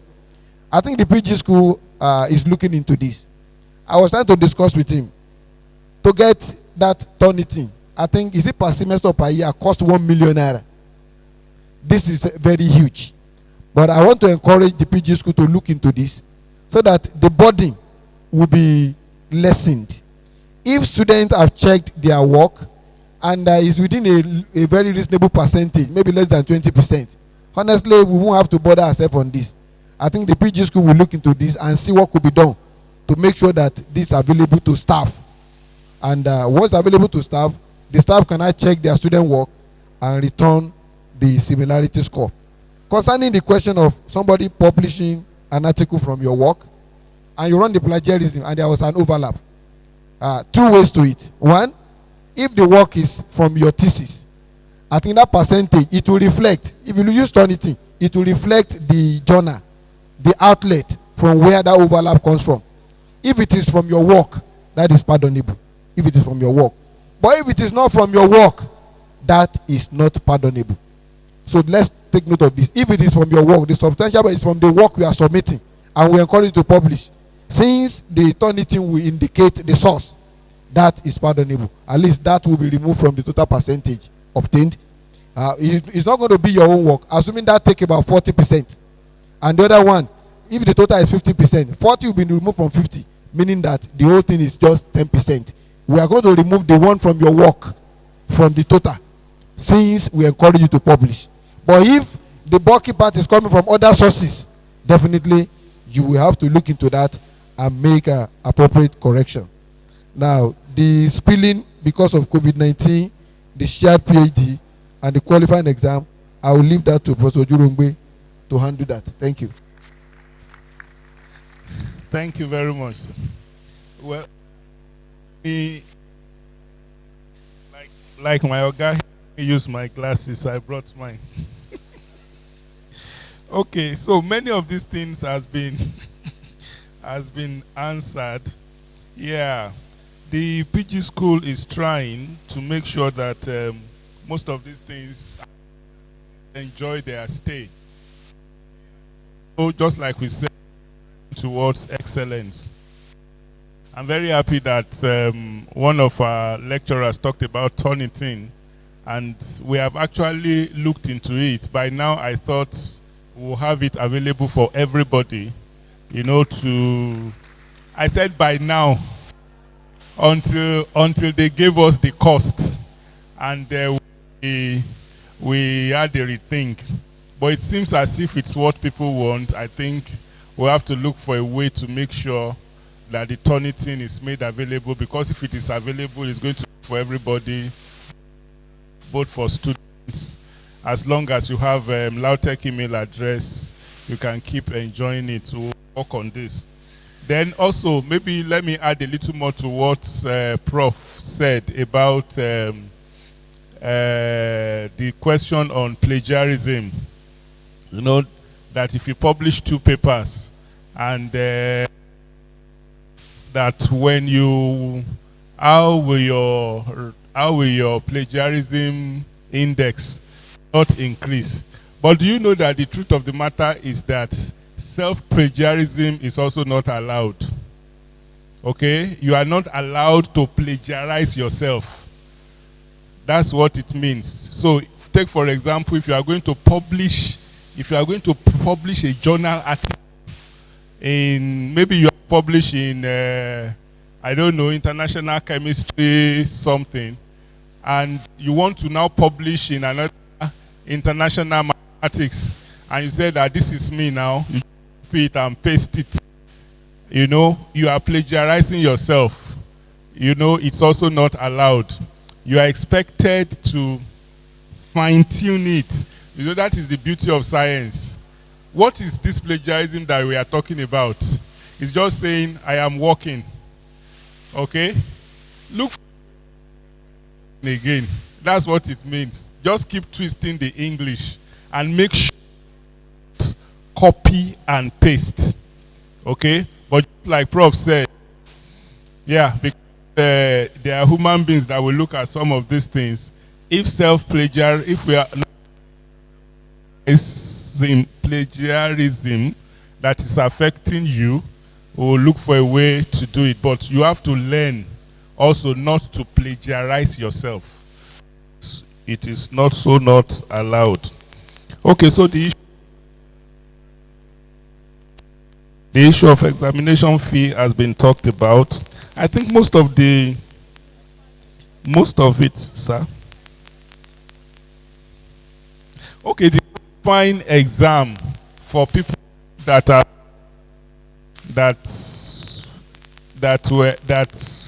got admitted before you. Yeah, I think the so-called new update is new again, no. You know, because it was done when my Oga was there, but now he has left the board for some time.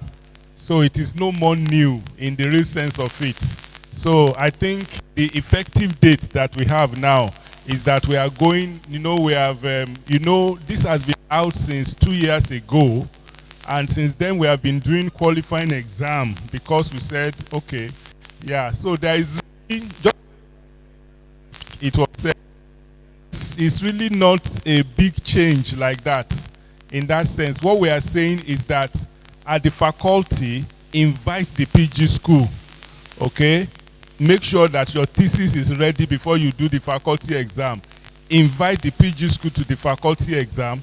The PG school will nominate someone that will have read thesis in and out, come in there, and then be part of the seminar and make sure that your thesis is good, because we'll rely on the PG rep. That's why we try as much as possible to always choose someone that is well versed in the area that you are dealing with, so that they will be able to look at it critically and tell us, because we will rely on the report of that person to move you forward. Either we are going to invite an examiner, or they will tell you, sorry, you have to still do more work because this is not good enough. And just like Prof said, Professor Rhymes, I think it's exactly what we are doing that Prof said. There is no difference between what we are doing. The PG school is not organizing another seminar. No, it's still the same seminar. So you have the departmental seminar and you have the faculty seminar. So what we are saying is that at the faculty seminar, don't let it just be faculty now. Bring in postgraduate school. That is all. You know, either at the pre-data or at the post-data. Make sure postgraduate school is there, and so that we don't keep repeating the same thing over and over and over again. And on the issue of students paying for examiners and all of that, of course, like it was said, the board is not happy about it, and some done. And just like Prof also said, it is not really not completely the fault of the department, and that is why the PG school want to take part of the responsibility of that, and we are working to make sure that that stops, because the moment PG school, or the moment the university is able to make money available and the PG school make that money available, I don't think any department will ask any student to pay anything. It is the responsibility of the university to take care of the examiner, their accommodation, pay their hotel bills, and be rest assured that that will be very well. I think I've... Sir?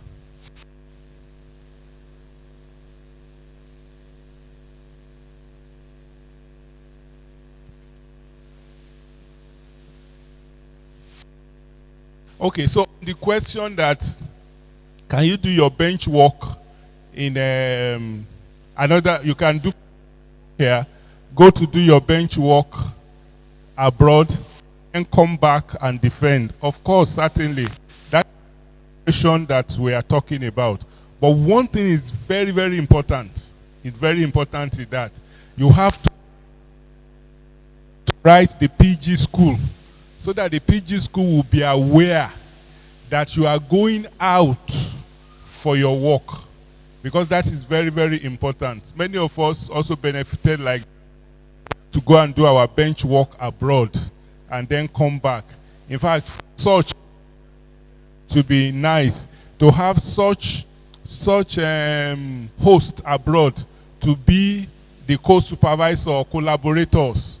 That would really be very interesting. And that brought me to the question on international collaborators. That is just wonderful. That is just wonderful. The only thing is that we want international collaborators that we will not pay. Okay, we want international co-supervisors that will not cost PG school anything. You know, we just want them to give us their experience, but we don't have money to pay. You know, because if we have to pay them, it has to be in foreign countries like that. But I'm sure we will get to a point whereby in the future that the school will be matured enough to be able to bring in, you know, international collaborators. Maybe not just for the students, during the time that they will be around, they will also interact with other students, teach them, expose them to some other things, and it will be great benefit to the university. I think we have tried to answer everything. Thank you, sir.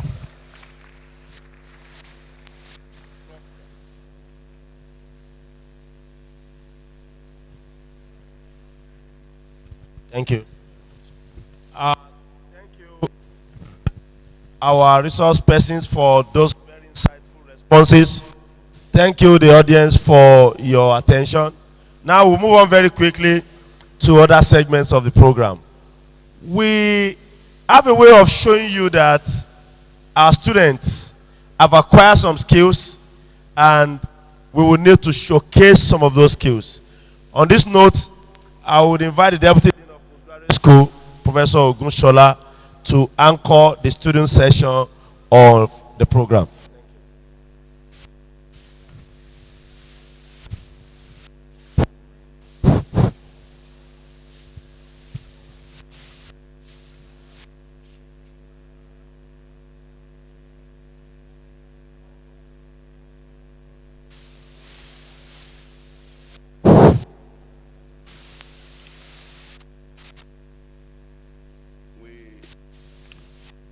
We want to appreciate your patience this morning since the beginning of the program.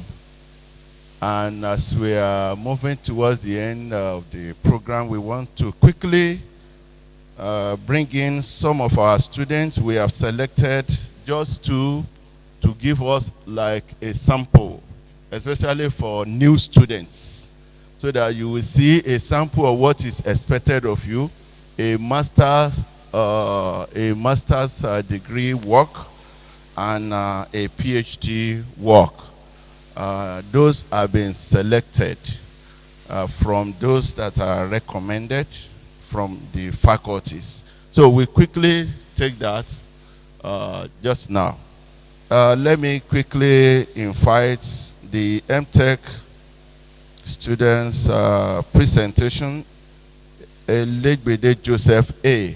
Please come and quickly give us your presentation. Thank you for your patience.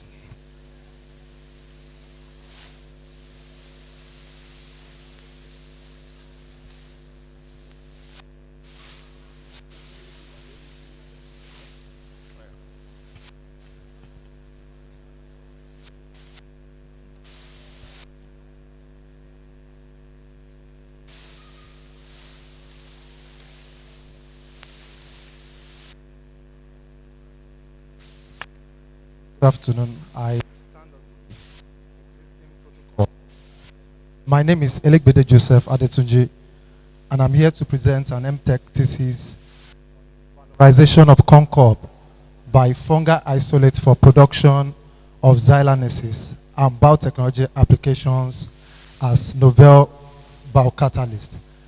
Xylan are polymers that are found in cell walls of plants and algal species, constitute about 20 to 40% of most agricultural waste. They are found in between the lignin and cellulose in the cell wall. The polymerization of xylan, breaking down of xylan, will result in conversion of the xylan fibers to short sugar residues such as xylose and xylooligosaccharide, and this depolymerization can be achieved by the application of enzymes such as xylanases. And there are various applications of the enzyme xylanases, and these are listed on this slide. The statement problem is just that concob, which is one of the major agro waste in this country, constitute a lot of environmental problem because they are just deposited on the farmland after the corn has been removed, and sometimes they are born, which constitute to global warming. And the justification of the study is that the bioconversion of this concorb was achieved through the biotechnology production of xylanesis, which was applied to improve the dough rising and clarification of fruit juice. And the xylanesis was also applied for biosynthesis of nanoparticles. The aim of the study was to screen fungal strains that are able to produce xylanase on concorb substrate under submerged and solid state fermentation, and to examine their biological applications. And these are the objectives of the study. Under this method used, about 8 fungal strains were used, while 4 bacterial strains were also used. The concorb was, the moisture content of the concorb was also examined, and the inoculum was prepared, which was used, the inoculum for the organisms was prepared, and this is a flowchart of the qualitative enzyme assay. That is the ability of those fungal strains to produce the enzyme, which was first observed. Then the organisms were applied in a concorb substrate under submerged and solid state fermentation for the production of the enzyme. And the amount of the enzyme produced by each of the fungal strains were examined through the quantitative enzyme assay. The effect of temperature, pH on the enzyme was also examined. Also, the production of the enzyme was optimized using the Taguchi optimization technique, and the aflatoxygenic conditions of the enzymes were also checked, because for the fungi to be applied in food production, we must ensure that they don't produce aflatoxins. And these are the biotechnology applications of the xylanase. The first was in application in bread making, that's in dough rising, while the second is in fruit juice clarification. And like I said, the xylanase was applied for synthesis of silver gold and silver gold alloy nanoparticles. They were characterized, and the nanoparticles were applied for as an antimicrobial. They were also applied in dye degradation process. Also, the antioxidant properties of the nanoparticles were examined, and they were also applied as thrombolytic and blood anticoagulant agents. These are the results of the research. This is showing the macroscopic and the microscopic feature of the fungal isolate that were isolated from sawdust. And this slide is showing the ability of each of the fungal strains to produce xylanase on concorb media. Also, this slide is showing us the levels of production of xylanase by each of the fungal isolates, and we saw that it was about 10.38 to 50.55 units per mil, which is quite higher than those that have been reported in some previous studies. Also, the xylanase was applied. The fungi was applied for production of xylanase in solid state fermentation, and 50% of the test isolate produced better activities more than the submerged fermentation. For the effect of pH, of temperature rather, on the xylanase, the temperature range the enzyme produced was between 50 and 70 degrees Celsius, which make it a good enzyme for industrial applications. Also, the effect of pH, the range of pH range from 5 to 7, which make the enzyme produce very good also for industrial application. These are the results of the Taguchi optimization. Initially, when it was optimized, the result improved. We have 62.43 units per mil and 59.16 units per mil. It is quite higher than the conventional method. And finally, when the optimization was validated, we had about 88.39, which is about 70 something percent, about 75% rather, 75% increment more than the conventional method that was used in the production. The result of the aflatoxygenic test showed that none of the fungal isolates that were used produce toxins. That means they are good enough for application in food industry. Now, this is the result for the application of the xylanase in dough rising. We realized that application of the xylanase improved the quality of the dough, improved the rising of the dough, even better than the conventional yeast used. And it led to about 2.2-fold increment. Also in the fruit juice clarification, the xylanase improved clarification of fruit juice to the extent of 74.22%, showing that they are very good in this various application. This results shows the potentials of the xylanase in synthesizing silver, gold, and silver gold alloy nanoparticles, and they conform to some previously reported reports. And this is showing the UV absorbance spectrum of the nanoparticles prepared, also the FTIR of the nanoparticles prepared. The characterization using the transmission electron microscopy showed different sizes of the nanoparticles prepared. For silver nanoparticles, the size range between 15 to 77 nanometer. For gold, it was 4.88 to 123 nanometer. While for alloy, it was 46.74 to 444.2 nanometer. The nanoparticles synthesized produced tremendous antimicrobial activities against clinical isolates. The silver nanoparticles produced antimicrobial activities to the extent of 88%, while gold nanoparticles 44.3%, and the combination of gold and silver alloy nanoparticles to the extent of 90.7%. Also, the range of the antifungal activities of the nanoparticles was very high. It was up to 87.9% by the gold and silver alloy nanoparticles. In the degradation of dye, the nanoparticles degrade malachite green dye to the extent of 92.3%, which was obtained by the gold nanoparticles. Other ones by the silver was 78.97, and the alloy was 91.39. These are tremendous activities displayed by the nanoparticles. Also, in the dye degradation of methylene blue, the activities was the highest activities obtained was 64.1 by the gold nanoparticle. Also, the antioxidant activity of the nanoparticles were also tremendous. It was quite better than that of the standard antibiotics, the beta carotene and the quercetin. We have IC50 of 37.9%, which is quite lesser than that of beta carotene at 710 microgram per mil, showing that the nanoparticles can present quality antioxidant activity. Also, for the anticoagulant activities, the nanoparticles was employed as anticoagulant, and it showed tremendous activities. It was well comparable to EDTA, which is conventional anticoagulant used in blood analysis. And also the nanoparticles was able to lyse already formed blood clots. This can be a good application in treatment of thromboembolism.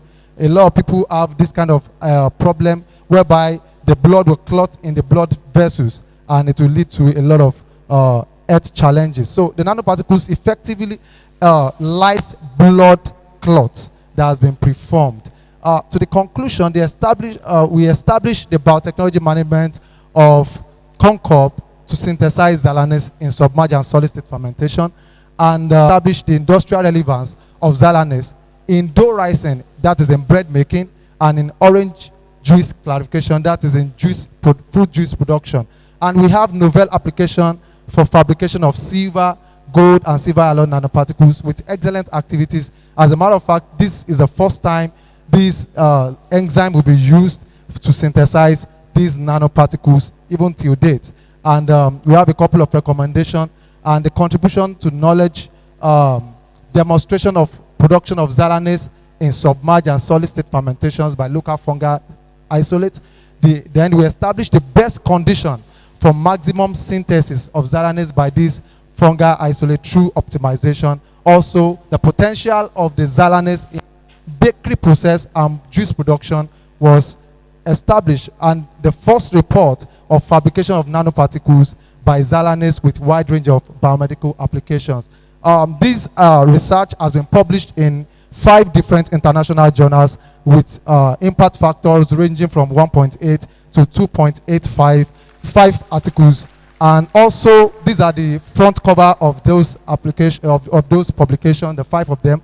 And it has been presented in about 5 conferences across 4 universities in Nigeria, where it won the 3rd best oral presentation at the International Conference of Scientific Research at the University of Ibadan.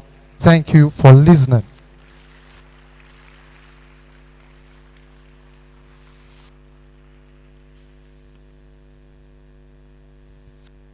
Can we have a round of applause again?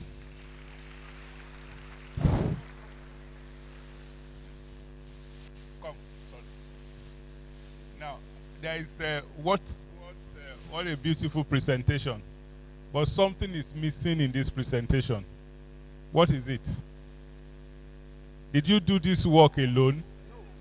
You did not even acknowledge your supervisor, Professor Latif. I actually want to appreciate my emeritus professor. That's what I call him. In the person of Professor A. Latif. Please, can you give me a round of applause? Give him a round of applause. Is a mentor par excellence. I'm telling you. I can't. Most of this work, it was designed by him. The collaborations abroad and everything was actually facilitated by him. So please help me appreciate him one more time. Thank you so much, sir.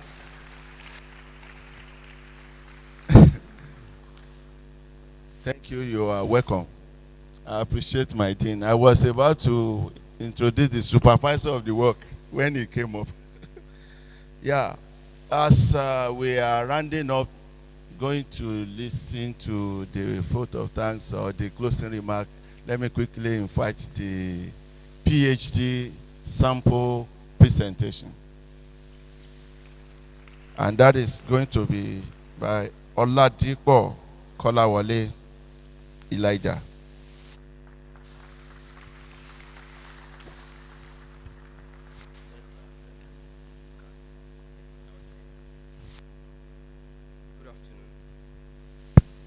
Good afternoon, everyone. I'm standing on protocols.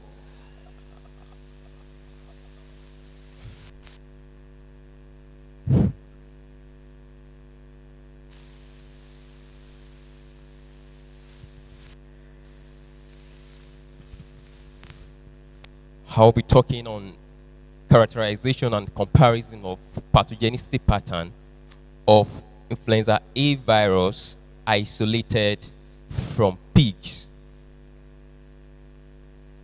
Influenza virus belongs to the family of Octomyxoviridae and is an RNA virus, and is a virus of public health importance because it's a zoonotic disease of health concern. We have 3 types of influenza viruses. We have A, B, C. And by year 2019, we have influenza D. And swine plays an important role in the variant of influenza virus. Many influenza virus persist in pigs, and there could be emergence of a new pandemic influenza viruses. And influenza virus A has one characteristic: it undergoes what we call antigenic shift and drift, which leads to reassortment, giving rise to new strain. Now, studies in the developed world noted the importance of pigs in influenza circulation. So therefore, there is a need for us to investigate of pigs in our society. What is the justification for this study? I've earlier said that pigs plays an important role in epidemiology, and present there is little or no information about the biology identity and the pathogenic study of currently circulating strain of influenza virus in communities. And because of our activities, we have more piggery farms in the country now. People are relating more with pigs. So the aim of this study is to characterize and investigate the differences in the pathogenicity pattern of influenza viruses isolated from pigs. We have the selected objectives for this work. Materials and method we have our study site. Samples were collected from Bodija. We have Oke farm. We have 2 farms from Ogbomoso here. The sample size was calculated using a sample size formula, and virus isolation was attempted from nasal swabs using this procedure. This is just an air cardinal used in the lab for the procedure. Then samples that were positive from tissue culture of egg were subjected to molecular identification using matrix gene, for example. And from there, we further analysis to carry out genetic analysis on the sequences that was done. We still have some models that were checked in terms of looking at the 3D structures of the protein of the virus. The virus that's been identified were subjected to what we call intravenous pathogenicity tests for influenza using chicken birds. Then the pathogenicity index 6 was calculated based on the standard that has been established by WHO and others.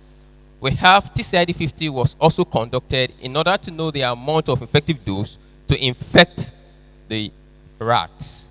From there, we have animals were inoculated with TCID50 and samples were collected at specific days for histopathological analysis. Now, the result shows us that from the HA, we have 25 suspected influenza virus, and they were further characterized molecular biology using the matrix gene, and 2 came out as influenza virus H1N2 and H5N1 from Ogbomoso and Ibadan, respectively, as the way it has shown on the table.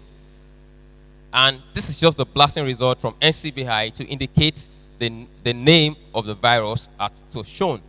And the phylogenetic analysis of the virus indicates that the H1N2 from Ibadan shared some similarities with that of the one from Belgium, and that of duck from Ibadan has shared from Xinjiang, which is a community from China. So this is just a phylogenetic tree showing the clade at which our virus belongs to for H1N1 and H5N1. Of these 2 viruses shows us that indeed pigs are mixing versus where we can see a lot of strains of virus circulating. And this is in consonant to some of other researchers that have worked on it. Then we move on to predict the 3D structure of these viruses to see if the structure can account for their pathogenicity, and we try to see that some residues are present in H1N2 where some are absent in H5N1, which could likely account for their pathogenicity.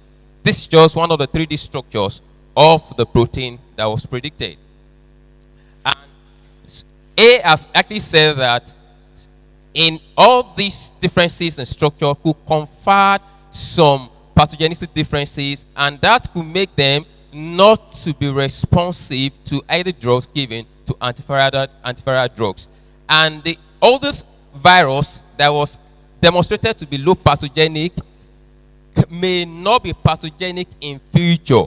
Like last 2 weeks now, we're going to hear that from China, they isolated H10N3 from a man, and which has been only associated with avian.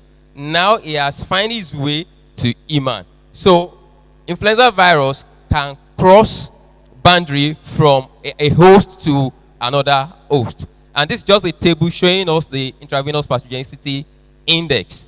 This is just a percentage trend of the clinical signs of the bird, giving us that the peak of the clinical signs happened on day 3. And few illnesses were observed from this study.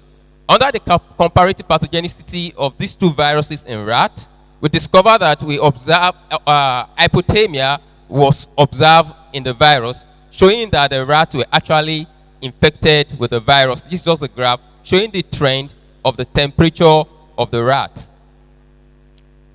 And the weight also reduced with date post-infection, like this graph is showing it. And this work made us to know that the virus can infect rats without adaptation. There are some strains of the viruses that needed to be adapted before they can infect the rat. So it shows us that the virus has a tendency of jumping to human population without being adapted. And this is in line with some other observations of some other researchers. And this is just a summary, table showing us a summary of the histopathologic characteristics of influenza based on the lungs of the rats were examined at different days to see what damages has been done to the lungs. And this is just a plate of this histopathology at the day 15 day post-infection, showing the normal and the affected rat. This is for H1N2, and we are for H5N1.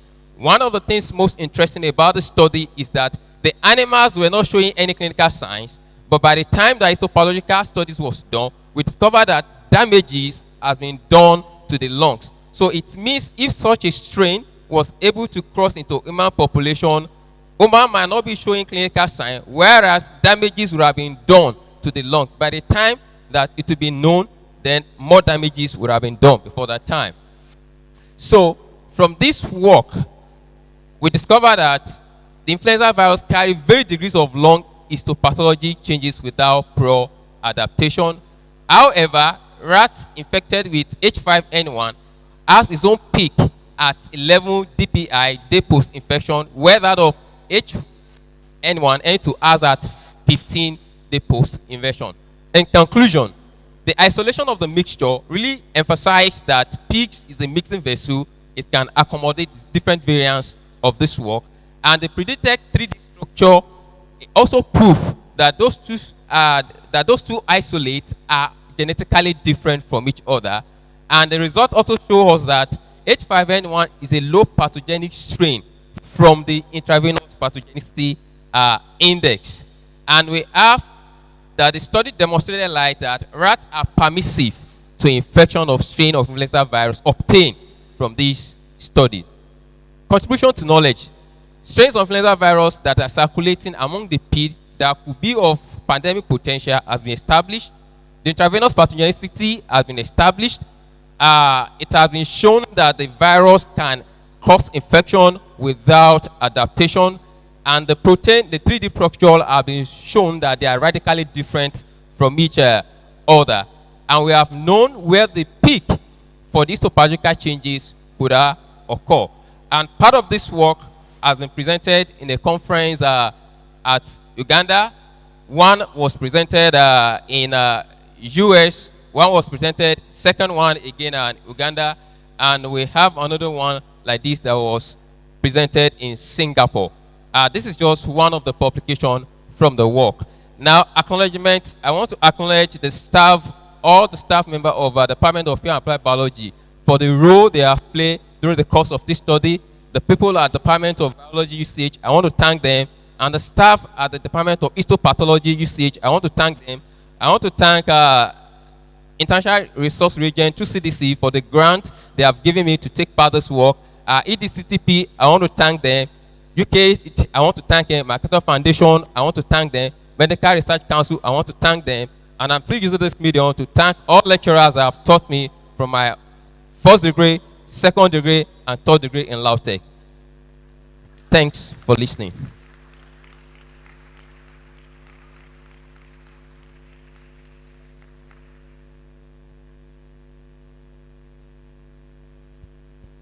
Thank you very much, Mr. Okay. Are you a doctor now? Dr. Oladipo. A round of applause for him again. Yeah. Thank you for your patience. That is just like a taste of what is expected of PhD candidates. So you work towards presenting like this. You work towards making your work. You see these different aspects that have been presented. Please, I pray that God will help you.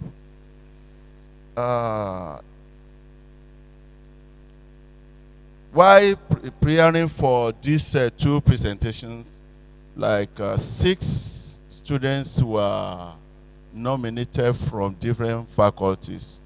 The 2 were the best presenters, and that is why we are showcasing them. I want to use this opportunity to appreciate the other presenters whose abstracts were also outstanding from those nominating faculties. And the abstracts were enclosed in our program. We appreciate every one of them. And before I leave this place, I want to note that the electronic version of certificate of participation will be forwarded to every registered participant with correct email. If you have registered with a correct email, you will get the e-version of the certificate of participation. Professor somebody.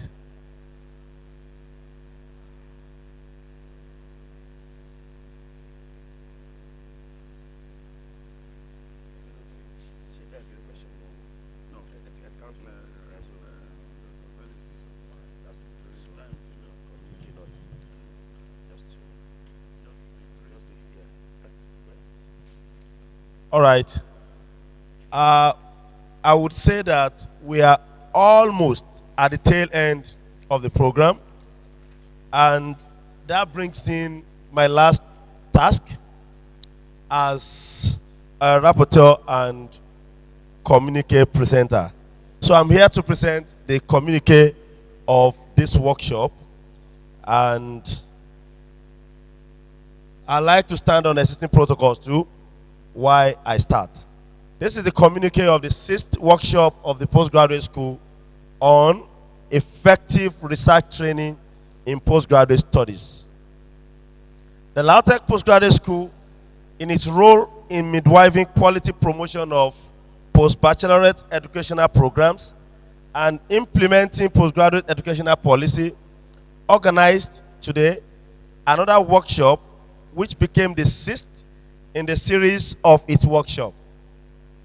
The 6th workshop, which thematized effective research training in postgraduate studies, has been successfully held today, 10th June 2021, at the Great Hall.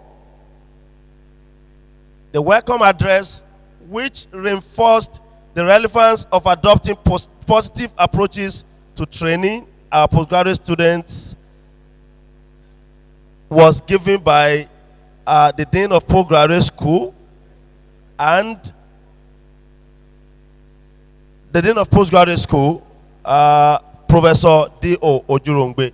The workshop was thereafter declared open by the Vice Chancellor, the acting Vice Chancellor of the University, Professor M.O. Liasu. The opening address acknowledged the keenness of research training in postgraduate studies and aptly espoused the significance of the workshop in the university's consciousness and effort at producing postgraduate products whose research training will complement their theoretical knowledge to better position them for groundbreaking researches that will positively impact on the society. 3 papers were presented and they revolved around the thematic focus of the workshop. The first was presented by Professor O.S. Bello, a seasoned professor of physical chemistry and winner of the 2019 Nigerian Academy of Science Gold Award, among other awards. And this paper brought out the nuances of writing a quality research proposal with consideration for the generic structural potential, which he called the element of research proposal that are relative to institutional guidelines. The second, which was presented by Professor O.A. Ajao, the immediate past dean of the Faculty of Agricultural Sciences, LAUTECH, who is also reputable for being an international resourceful and multiple award-winning professor of agricultural production economics, topicalized engaging in collaborative research. The paper succinctly oriented postgraduate trainings to the importance of sincere collaborative research to quality scientific researches.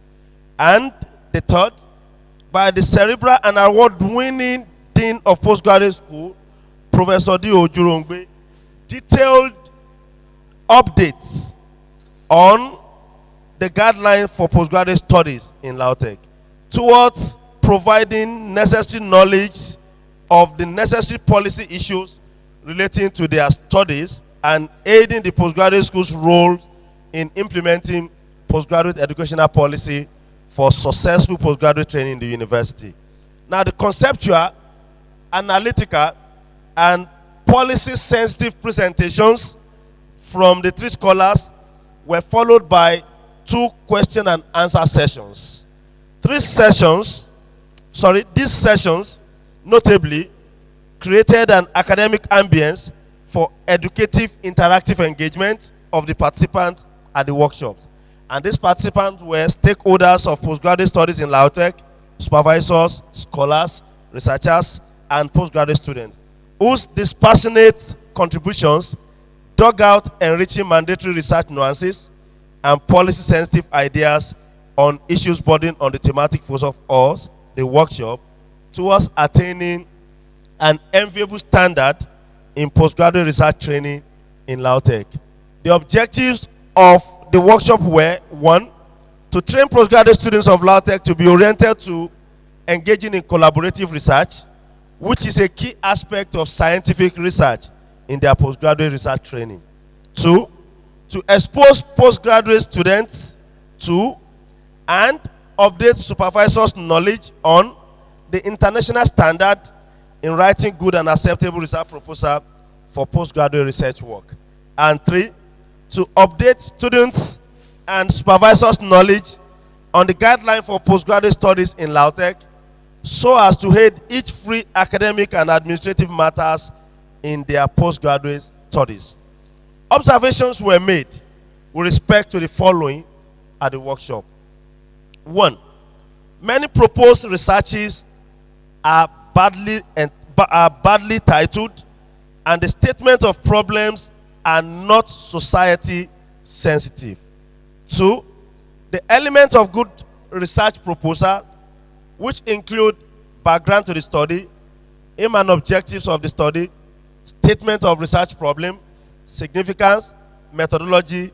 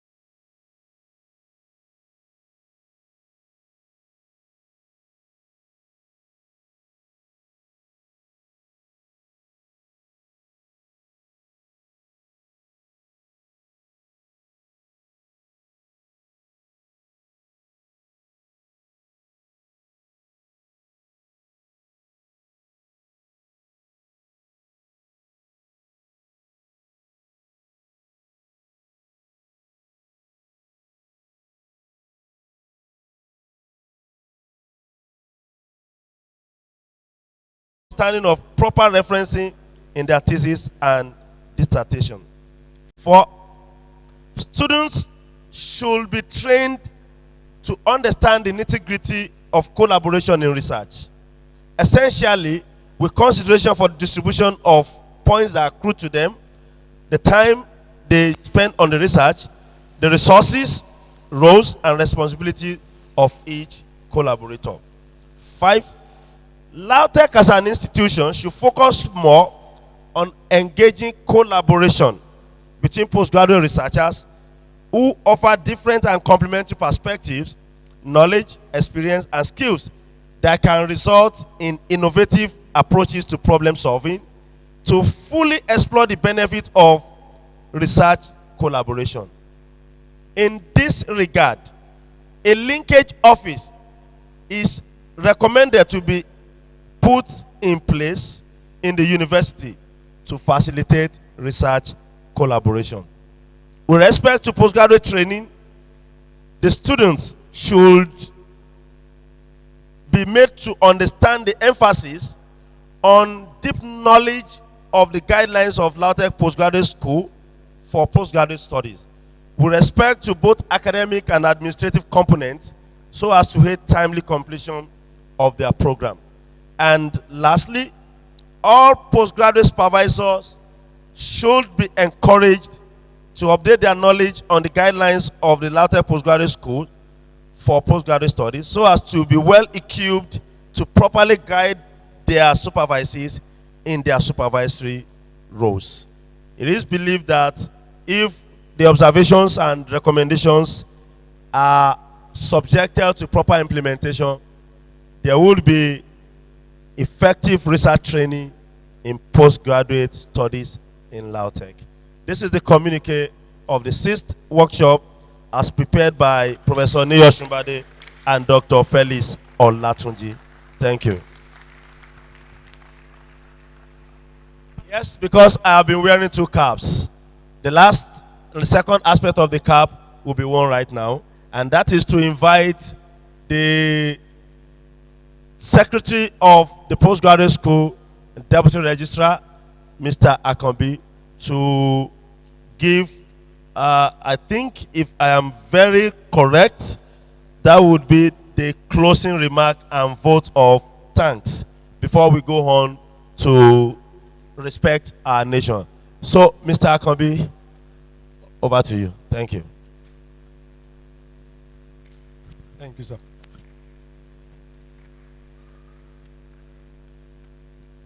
On behalf of the chairman and members of the board of Postgraduate School, Ladoke Akitola University of Technology, Ogbomoso, I want to give glory, honor, and adoration to God Almighty for making this day a reality for us all to witness.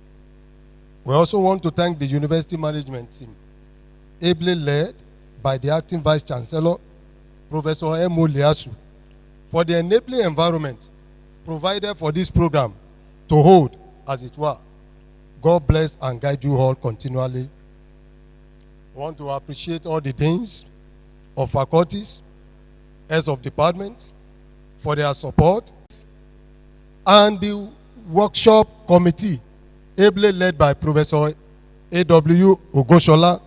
We appreciate you for your efforts and contribution, and we are so grateful. It's our prayer that as we all journey back to our various bases, the Lord will protect and preserve us. Thank you all for listening. Thank you all for physical presence. God bless you.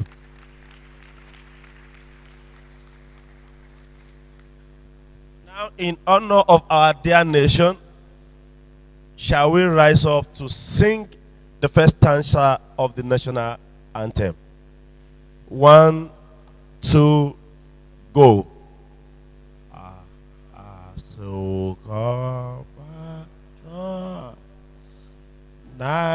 Nigeria's call obey to serve our fatherland with love and strength and faith. One labor of our heroes past shall never be in vain.